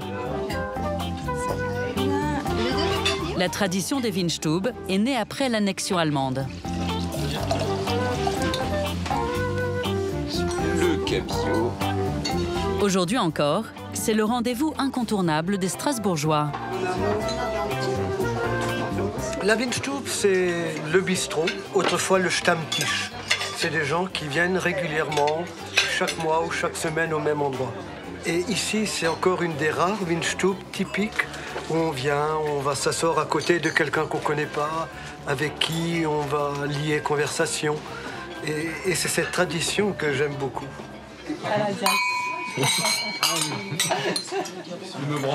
C'est ici aussi qu'Olivier Klein, le charcutier du Carré d'Or, a ses habitudes. Ici, c'est beaucoup d'intimité. On ne sait pas dehors s'il fait beau, s'il neige, s'il fait froid. Et on mange toujours ce cœur de tradition alsacienne, cette charcuterie incroyable. Et voilà, on est là.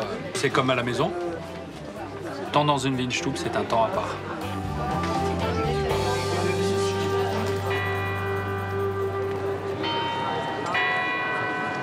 À la cathédrale, un vaste chantier est sur le point de s'achever. Ce matin, l'architecte Pierre-Yves Caillot vient assister à la dernière étape d'une restauration cachée aux yeux du public depuis plusieurs mois. La rénovation de ces vitraux uniques. Pardon. Ce que ces vitraux ont d'exceptionnel, c'est qu'ils ont été mis en place, fabriqués, en même temps que l'architecture. Donc ils sont intrinsèquement liés à l'architecture. Et c'est d'autant plus émouvant qu'on est ici, à la cathédrale de Strasbourg, dans le moment où l'architecture gothique vient conquérir le monument et vient finalement lui donner le ton pour le reste de sa construction. Donc ces vitraux viennent témoigner de ce moment-là. Donc c'est assez émouvant de pouvoir aujourd'hui les restaurer. Cette restauration a permis de faire des découvertes sur les techniques des artisans du Moyen-Âge. Là, vous avez ce qu'on appelle des bouche-trous, c'est-à-dire des verres qui n'étaient pas prévus pour aller ici. On voit des motifs empruntés à droite, à gauche, mais le verre est une matière tellement précieuse au XIIIe siècle qu'on les remploie parfois un peu anarchiquement. Là, vous avez une trace de lettre, a priori. C'est de la récupération, ne rien perdre de ce qui était précieux. Même les petits morceaux de métal là, qui tiennent le vitrail, les pannetons et les clavettes, sont des éléments probablement du XIIIe siècle qu'on a retrouvés là et qu'on a remis en place et qui tiennent encore aujourd'hui le vitrail restauré. Nous, ça nous procure beaucoup d'émotions. L'inspection continue au niveau supérieur. Ah, remarque, ce qui est intéressant, c'est qu'on voit bien le calfeutrement de la verrière de doublage, là. Cette verrière de doublage a été entièrement assemblée au plomb. Elle respecte exactement les dessins du verre d'origine. On a créé des verrières de doublage à l'extérieur pour les raisons de conservation, mais depuis l'intérieur, le vitrail est remis à sa place initiale. On les repose selon la méthode traditionnelle du XIIIe siècle. Ce sont des vitraux extrêmement précieux. Notre métier principal est d'assurer la conservation de ce patrimoine dont on a la charge. Donc on espère qu'effectivement que la prochaine restauration aura lieu dans une centaine d'années. On peut l'espérer.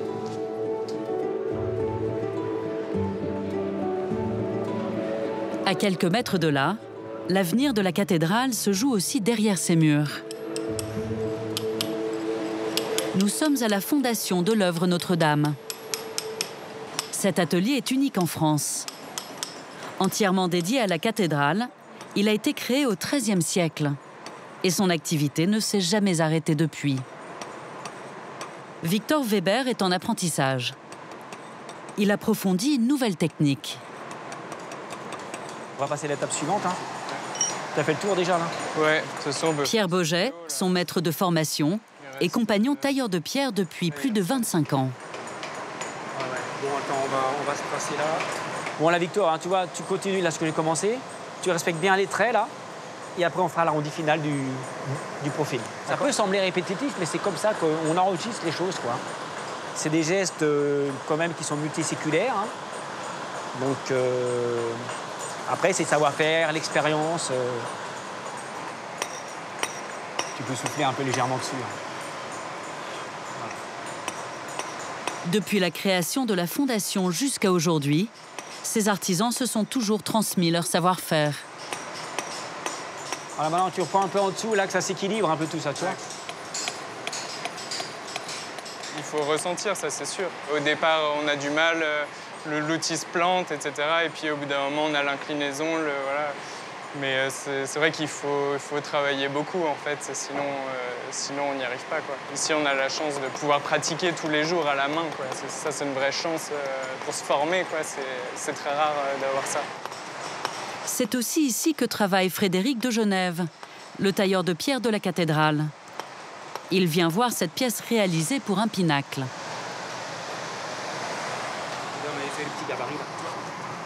Donc là, t'as l'axe. Ouais. Super. Oui, donc là, pour aller chercher le fond, là, c'est assez... Voilà, très refouillé. Les artisans profitent de la saison hivernale pour tailler les pierres qui serviront à la restauration de l'édifice. Affiner le boudin. Et ça, ils ne pouvaient pas le prévoir dans le dessin. On a un outil qui est formidable, c'est l'œuvre Notre-Dame. C'est un atelier qui est au chevet de la cathédrale. Hein. Et on a un objet qui est fantastique, c'est la cathédrale de Strasbourg. C'est un plaisir de partager avec des hommes de métier.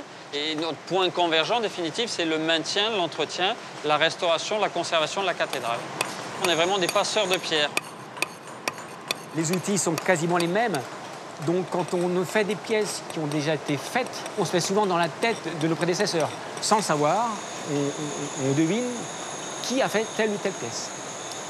On se trompe rarement. Son caractère se reflète dans la finition de la pièce. C'est pas du numérisé, c'est pas du standard, c'est pas d'industriel, donc c'est des pièces uniques.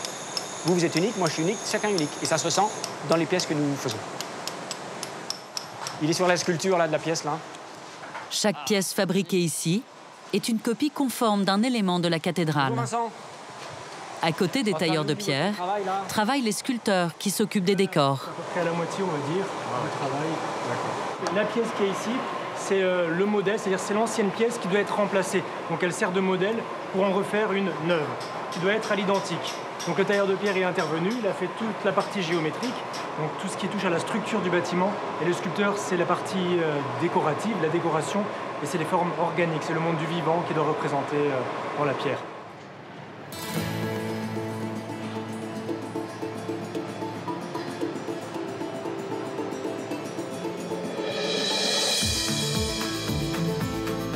Nous quittons Strasbourg pour le nord-ouest de l'Alsace, dans le pays de Hanau, Située entre les Vosges et la Plaine, cette région se compose d'une alternance de petits bourgs caractéristiques et de vastes plaines agricoles. Au cœur de l'hiver, la campagne est blanchie par le givre. Cet endroit, il a comme particularité d'être très bucolique, avec ce paysage vallonné, assez doux.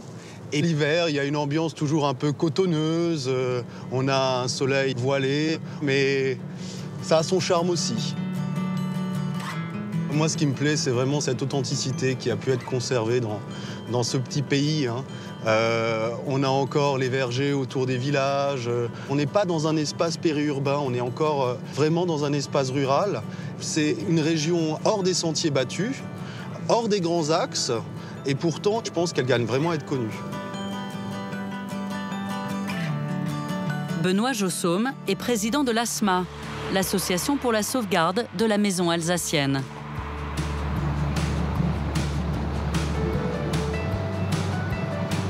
Ce pays de Hanau, j'en suis un peu tombé amoureux, par amour des maisons anciennes, hein, des maisons alsaciennes. C'est vrai que c'est une des régions d'Alsace qui a su le mieux conserver ses traditions, ses paysages, la cohérence de ses villages. Et puis, il a également des corps de ferme assez particuliers, hein, qui se sont agrandis au cours des siècles, qui aujourd'hui forment un peu des forteresses. Benoît se bat pour préserver ces corps de ferme qui témoignent de la prospérité de leurs propriétaires entre le Moyen Âge et la Renaissance.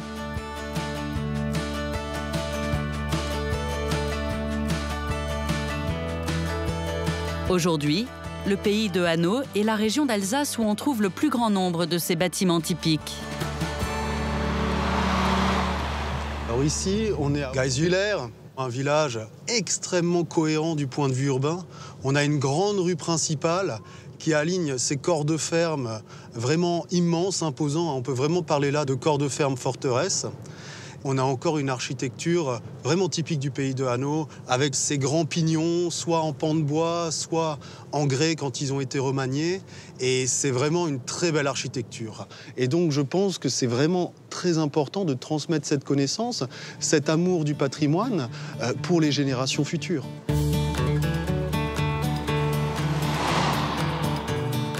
C'est pour préserver ces majestueux corps de ferme que Benoît et sa femme se sont installés dans un de ces villages.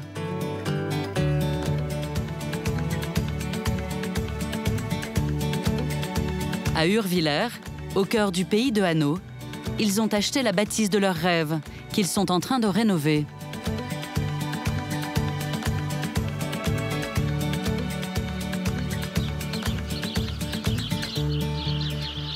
Ça fait des années qu'on cherchait quelque chose à retaper. On ne voulait pas un truc tout fait, on voulait un truc où on est à mettre la main à la pâte. On avait envie de redonner vie à un ensemble et de se réapproprier quelque part un peu un territoire. La maison est construite en colombage et en grès rose. Sur les clés d'arc apparaissent de nombreuses inscriptions. Alors on a les inscriptions typiques, hein, notamment sur ce bâtiment. On peut voir qu'il y a marqué sur le poteau cornier, hein, c'est ce poteau d'angle qu'on voit, qui est très souvent décoré. On voit « Diesen Bau hat gebaut Peter Gut und Margareta Donnenwirth » en 1871. Donc c'est simplement pour commémorer la construction du bâtiment, parce qu'à l'époque, c'était quand même un événement. On ne construisait pas un bâtiment à chaque génération. C'était une vision à long terme. On construisait un bâtiment pour 4-5 générations. Et donc, c'était très important de laisser sa trace quelque part. Benoît nous emmène dans la maison principale, où les travaux ont commencé. Alors Hugo, ça va, ça décape bien là ? Ça va, ça décape bien. Aujourd'hui, Hugo achève de décaper un élément traditionnel de décor alsacien. Cette alcôve en bois. Les alcôves, ça servait dans les gros stubs, hein, c'est-à-dire la pièce principale à vivre de la maison, à séparer le coin, entre guillemets, salle à manger, du coin, pour les parents, chambre. Hein, donc là, on avait, devant les deux ouvertures, on avait des rideaux, et derrière, on avait les lits. Et donc l'alcôve, c'était une forme de meuble d'apparat, pour montrer son aisance. Il y avait des modes, Et jusqu'au début du 19e siècle, beaucoup dans le pays de Hanau d'ailleurs, on avait des alcôves polychromes, c'est-à-dire décorées avec différentes couleurs, notamment du pommelage. C'est fait avec des pommes de terre, en fait. On a un glacis, et à partir de ça, on va faire des motifs à la pomme de terre. Le but, c'est d'avoir un peu l'air de gens plus bourgeois qui ont des meubles en noyer, des meubles un peu plus riches, comme à la ville, quoi.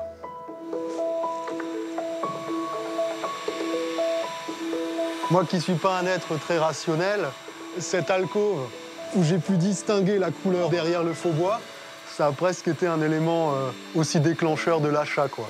Parce que ça a un charme fou, quoi. Ça raconte une histoire, c'est des choses qu'aujourd'hui on a un peu oubliées. Et avoir l'occasion de remettre ça au goût du jour, c'est quelque chose d'assez enthousiasmant, quoi. Allez, à toutes.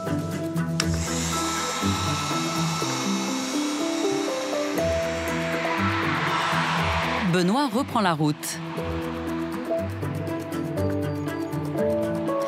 Dans un village voisin, il va retrouver un membre de l'association. Ici, Mathieu Criqui a repéré une maison qui semble abandonnée. Voilà Benoît, c'est là que je voulais t'emmener. Ah oui, effectivement. Ouais, c'était un bel ensemble, mais toutes les dépendances ont déjà été arrachées. Ah oui, tout est tombé là, on voit, ouais. Donc c'est un gros corps de ferme du 19e siècle, je pense.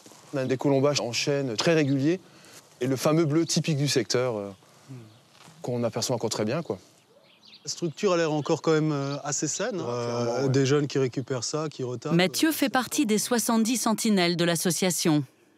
Être une sentinelle, on visite des villages, on repère des maisons en piteux état. Donc à partir du moment où il y a des fenêtres cassées, des trous dans le toit, des gouttières arrachées comme c'est le cas là, on commence à se renseigner auprès du voisinage, on essaye d'avoir des informations, on sonne chez les gens, on leur demande à qui appartient la maison, pourquoi elle est dans cet état-là. Et puis on donne toutes ces données à l'ASMA, et à partir de là, on peut réagir plus vite en cas de permis de démolition. On a repéré plus d'1 millier de maisons qui, aujourd'hui, sont en danger, potentiellement par les infiltrations. Et si rien n'est fait, elles s'effondreront petit à petit, comme les dépendances qui se sont déjà effondrées. Donc, s'il n'y a pas de pression qui est exécutée sur les propriétaires pour les convaincre de céder leurs biens, éventuellement à des jeunes qui pourraient retaper, eh bien tout ça, ça va disparaître.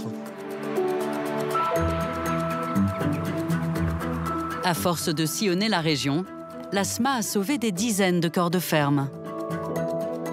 Année après année, Benoît et ses amis arrivent à convaincre des propriétaires de restaurer leurs biens.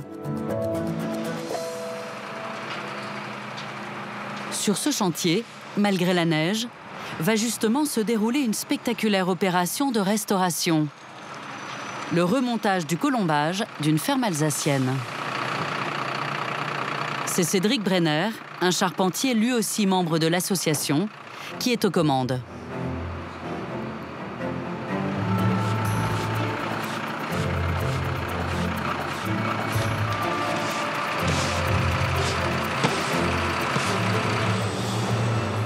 Il y a quelques semaines, Cédric a entièrement démonté le colombage. Puis il l'a restauré pièce par pièce dans son atelier. Aujourd'hui, la structure est prête à être remontée grâce à des marques utilisées depuis toujours par les charpentiers.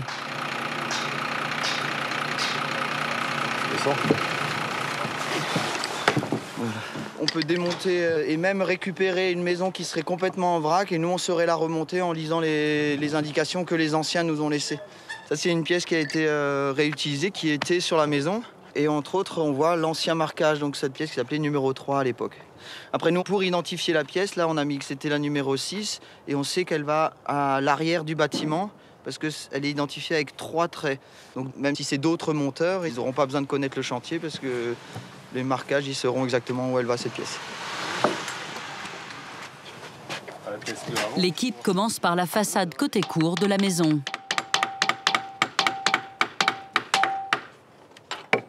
Là, on est dans la partie plaisir de la chose, le montage, parce que on voit les choses qui se mettent en place, quoi. Là, on joue, quoi. On travaille plus, on joue.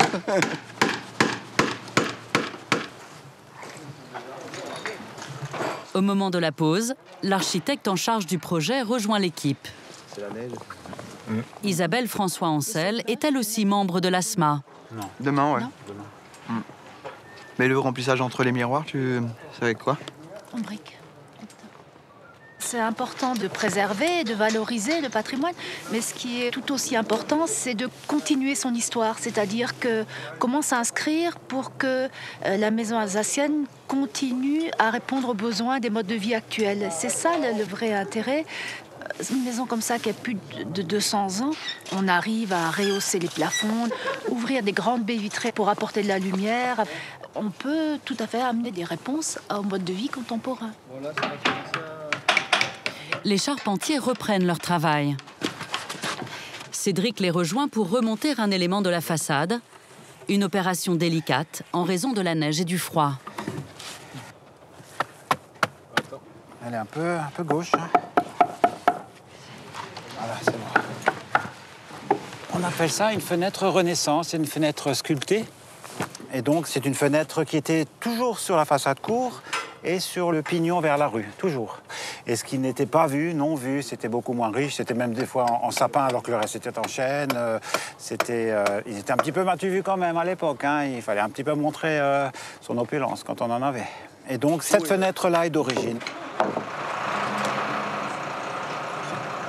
Pendant que les charpentiers achèvent leur travail, Isabelle retrouve Rémi Gautry, le propriétaire, pour une visite de chantier. Ouais. Là, on commence à se rendre compte. Hein. Pour l'architecte, le remontage du colombage est toujours une étape capitale. C'est la phase qu'on attend depuis le début du chantier, quasiment, parce que c'est le résultat de plusieurs mois de travail et de collaboration. Parce que le colombage n'est pas exactement comme il était. On a retravaillé un peu les espaces.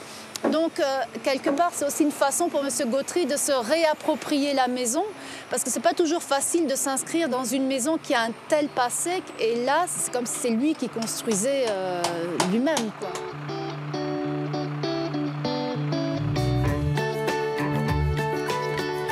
Isabelle François-Ancel habite dans le village de Schalkendorf. Ici, elle a restauré avec son mari un vaste corps de ferme de presque 1000 mètres carrés.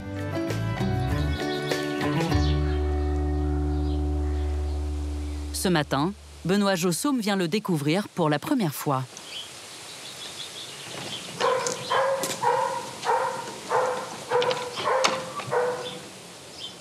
Le couple a mis environ 5 ans à redonner leur cachet à tous ces bâtiments. Alors, on va voir l'intérieur alors. Ouais.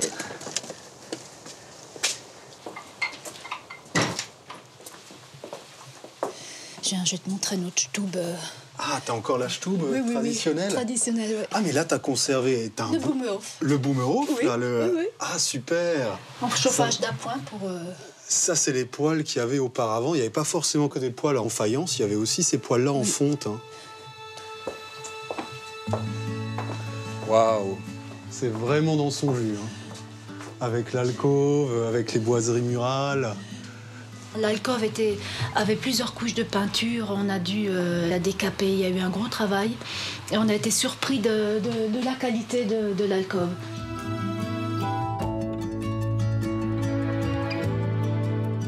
C'est vraiment une pièce très importante, très traditionnelle. Et on a beaucoup travaillé sur les moulures, les profils des pans de bois, etc. pour restituer un petit peu cette authenticité qu'elle n'avait plus du tout. Et tout avait été arraché.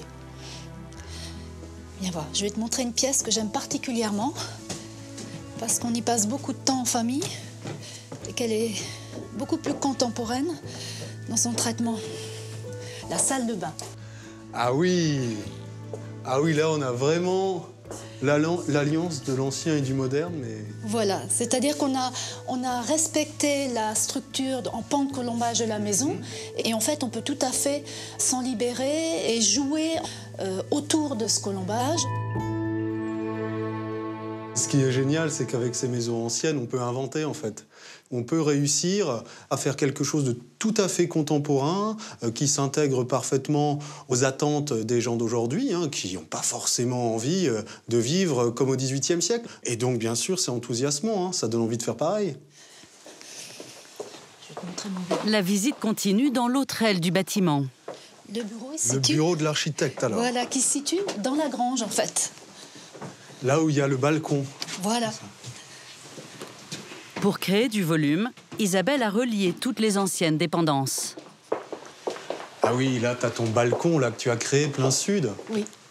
Plein sud, en premier plan, le balcon, pour pouvoir mettre en second plan la baie vitrée et profiter de la vue magnifique qu'on a sur les vergers et sur la campagne.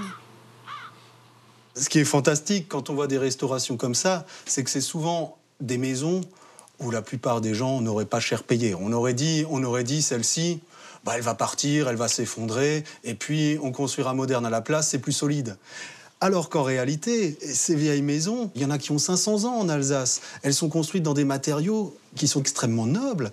Et si on en prend soin, si on connaît un minimum les bases des techniques de restauration, eh bien ces maisons-là, on peut les faire traverser les siècles. Et elles ont quand même énormément d'âme, et je pense qu'elles le méritent.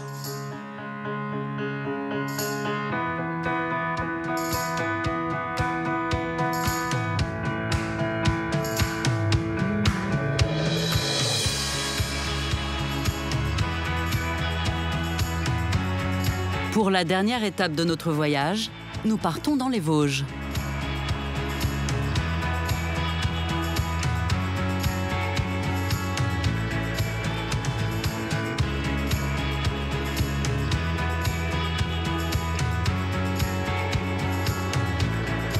La route des Crêtes, qui marque la frontière entre la Lorraine et l'Alsace, s'est transformée en domaine skiable. Mais ce massif est aussi un territoire sauvage. Depuis toujours, il sert de refuge à un animal aussi discret que rare, le lynx. Exterminé à la fin du XVIIe siècle, le lynx a été réintroduit ici il y a plus de 25 ans.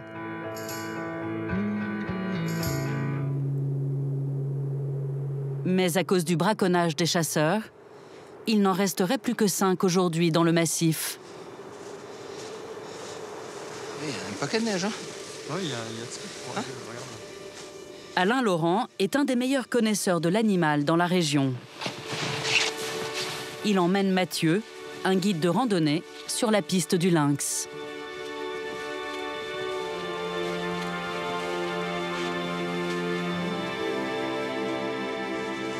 J'adore ces ambiances très hivernales, très blanches. Là, c'est les arbres. C'est génial. C'est vraiment superbe. Hein.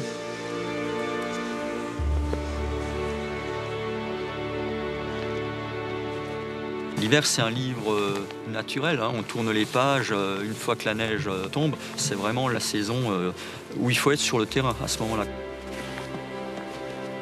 C'est ma vie depuis toujours, en fait, passer le plus de temps possible dans la nature. Voilà, au contact de la faune, mais également de la forêt le plus possible. C'est vraiment ce que je recherche depuis toujours.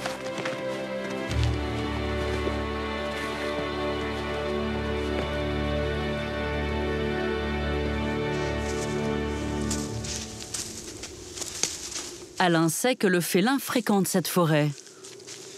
Il avance prudemment et scrute le sol à la recherche d'empreintes. Ah, mais dis donc, superbe. Une belle piste. Le lynx est passé par là. Ah, toi, c'est caractéristique, il monte, il vient sur un petit épicéa, il se met les fesses contre l'arbuste et il a marqué là. En tout cas, là, c'est une belle découverte.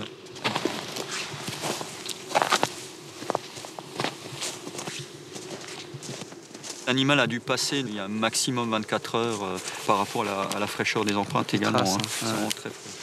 Ah bah, la piste remonte là, tu vois. Ouais. Elle va tout droit sur la grume, là, sur le quai de bois. On voit bien que l'animal a piétiné à un moment. Là, il s'est retourné, il a probablement marqué. D'ailleurs, on sent bien l'urine, l'odeur du marquage. Ces traces sont précieuses pour le naturaliste. À terme, elles vont lui permettre d'identifier l'animal.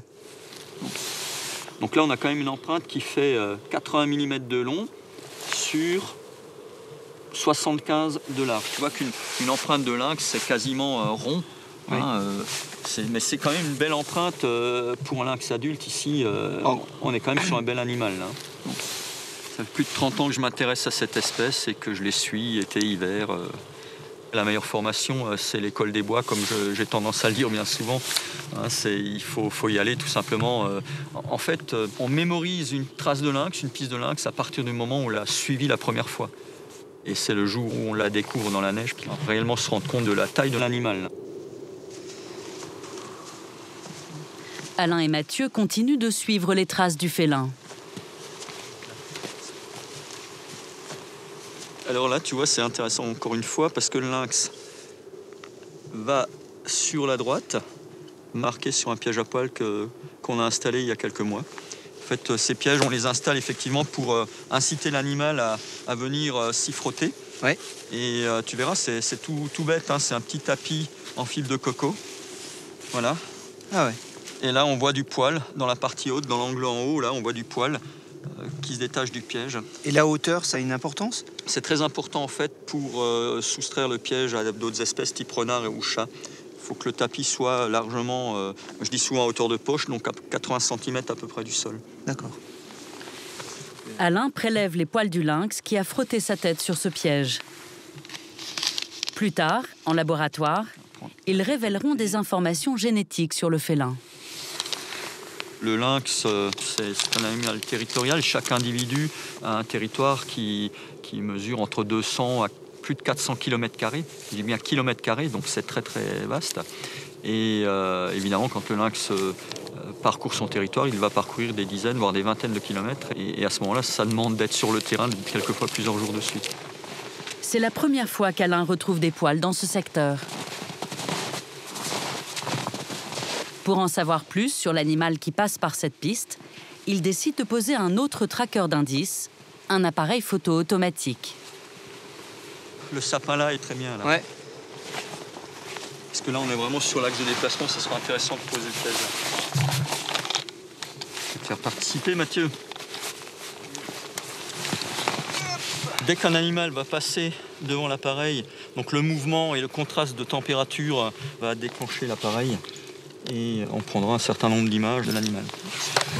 Et voilà, c'est parti.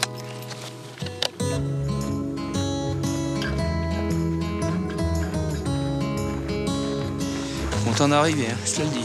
Ouais, on a marché longtemps. Nous y voilà. Bah ouais. Oui, c'est toujours aussi beau. Hein. C'est vrai. Les mains serrent, puis comme ça entre chien et loup, c'est super sympa avec le petit ballon.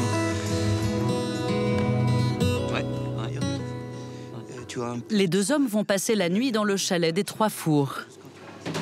En hiver, c'est l'un des rares refuges ouverts dans le massif. En cuisine, Yannick Bull, le gardien, prépare un grand classique. Ça va être fondue savoyarde avec un vin blanc d'Alsace. Donc on est en montagne, on a des gens qui ont fait du ski, de la randonnée, de l'alpinisme. Ils ont besoin de reprendre des forces. Donc voilà, ce soir c'est la fondue.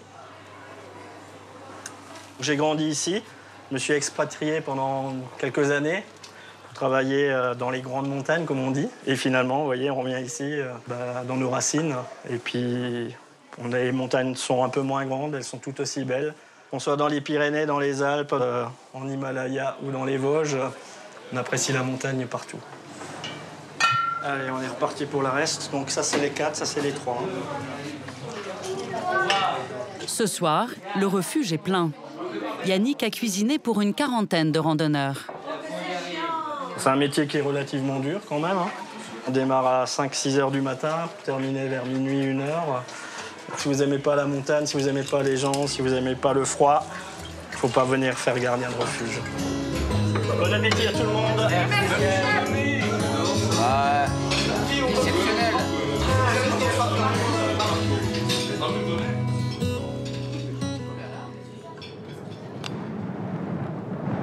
Le lendemain matin, le mauvais temps s'est abattu sur les Vosges. Le vent souffle en rafale. Il est 8h30. Pour Yannick, c'est l'heure du départ. Aujourd'hui, c'est journée ravitaillement. Je peux aller chercher de la victuaille. Pas de problème avec la météo? Ah bah non, c'est la montagne, on fait avec, on prend ce qui vient. 3 fois par semaine, le gardien effectue ce trajet d'une dizaine de kilomètres entre les Hauts-de-Chaume et la forêt. Avant de faire gardien de refuge, j'ai fait de la montagne, accompagnateur en montagne, pisteur secouriste. Et puis l'occasion s'est présentée pour devenir gardien de refuge aux Trois Fours. C'est devenu une vocation maintenant.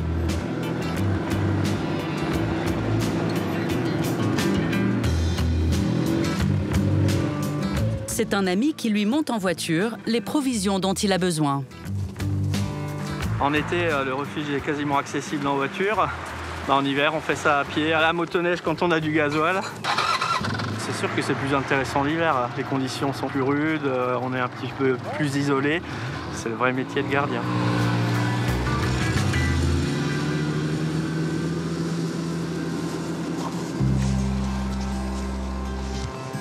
Pendant ce temps, Alain Laurent a récupéré son piège photo. Au refuge, c'est le moment de vérité. Une photo de profil comme celle-là, elle est extraordinaire, puisque moi, elle va me permettre d'identifier le lynx grâce à son pelage. Sur une autre photo, c'est un renard qui apparaît. Mais le piège révèle une autre surprise. Une vidéo rarissime. Là, le lynx est en train de marquer, comme on l'a vu hier, puis là, il va regarder. En grattant dans la neige, il va recouvrir le marquage.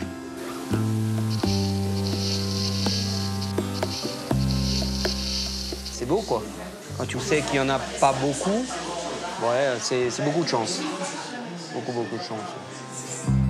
Voir un lynx, ça restera toujours quelque chose d'exceptionnel pour moi. Il a tout à fait sa place dans ce beau massif, les proies sont présentes, donc il a de quoi se nourrir. On a également cette continuité forestière à disposition. Il faut simplement accepter qu'il soit là, qu'il soit à sa place pour que ça fonctionne.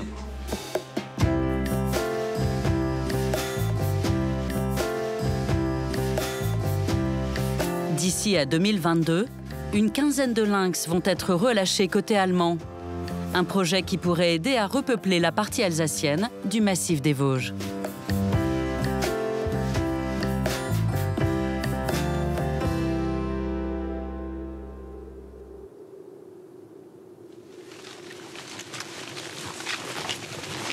Au lendemain de sa formation de pisteur de lynx, Mathieu repart en randonnée. Il emmène 2 photographes découvrir une espèce emblématique du massif, le chamois.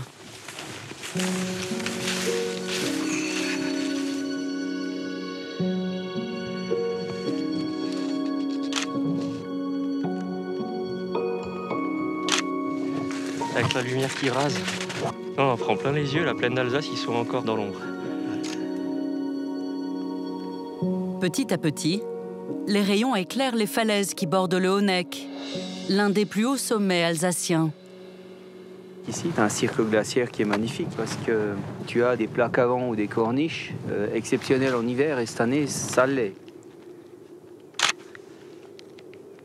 Ici, c'est le terrain de jeu des chamois parce qu'en hiver, ils viennent principalement se nourrir avec les bourgeons. Ils mangent ce qui dépasse de la neige. Ils vont gratter à certains endroits, mais quand tu as 1 ou 2 mètres, ils n'arriveront pas à gratter jusqu'en bas, donc ils vont manger ce qu'ils vont trouver. Les 3 hommes vont suivre la corniche du cirque glaciaire qui longe le Honeck. 6 kilomètres à parcourir dans de la neige profonde.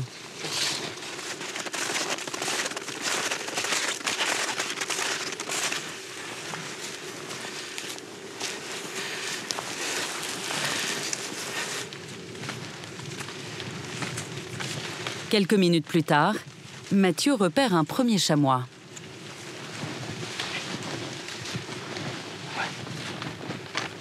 T'en as là-bas. Là, je pense qu'il est en digestion. Tu vois la bouche qui bouge un peu, ouais. Là, on voit qu'il est en train de ruminer. Donc on va pas trop le déranger non plus. Mais on peut déjà faire quelques belles images, là.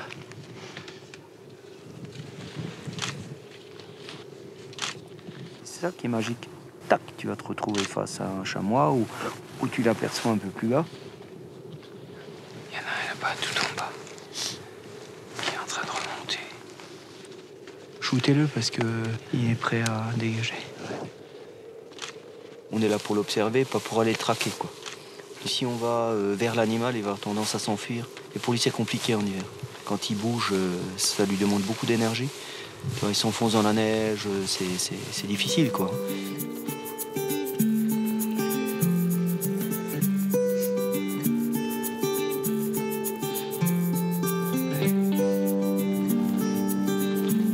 Un peu plus loin, l'un des photographes aperçoit d'autres chamois en contrebas.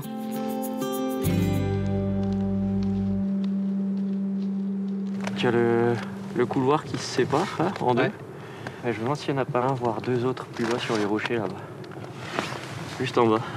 Dans le... Plus bas? Ouais. L'histoire du chamois dans les Vosges est celle d'une renaissance. En fait, il avait disparu complètement et on l'a réintroduit en 1956. Sur le massif des Vosges, tu vas le retrouver quasiment partout actuellement. On se retrouve avec 800-900 têtes à peu près sur l'ensemble du massif. Aujourd'hui, ce sont ces animaux qui servent à repeupler d'autres montagnes françaises.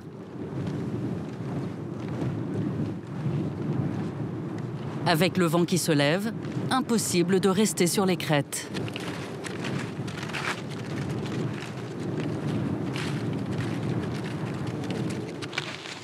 Mathieu emmène les photographes vers une arête rocheuse, à l'abri des rafales. 1, 2, 3. Il y en a un encore plus bas, plus près de nous.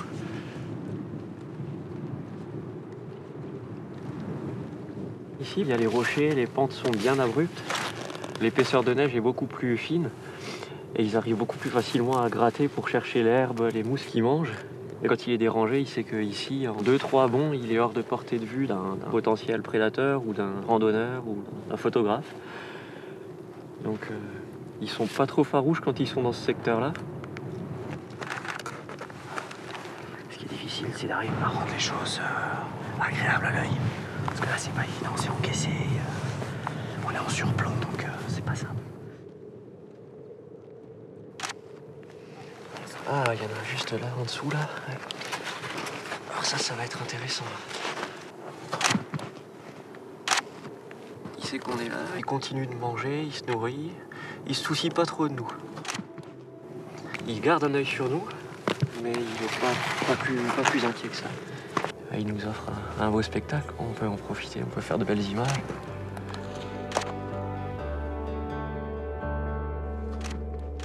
Prends ton temps, tu te poses, tu regardes comment il mange. Il faut l'observer comme ça.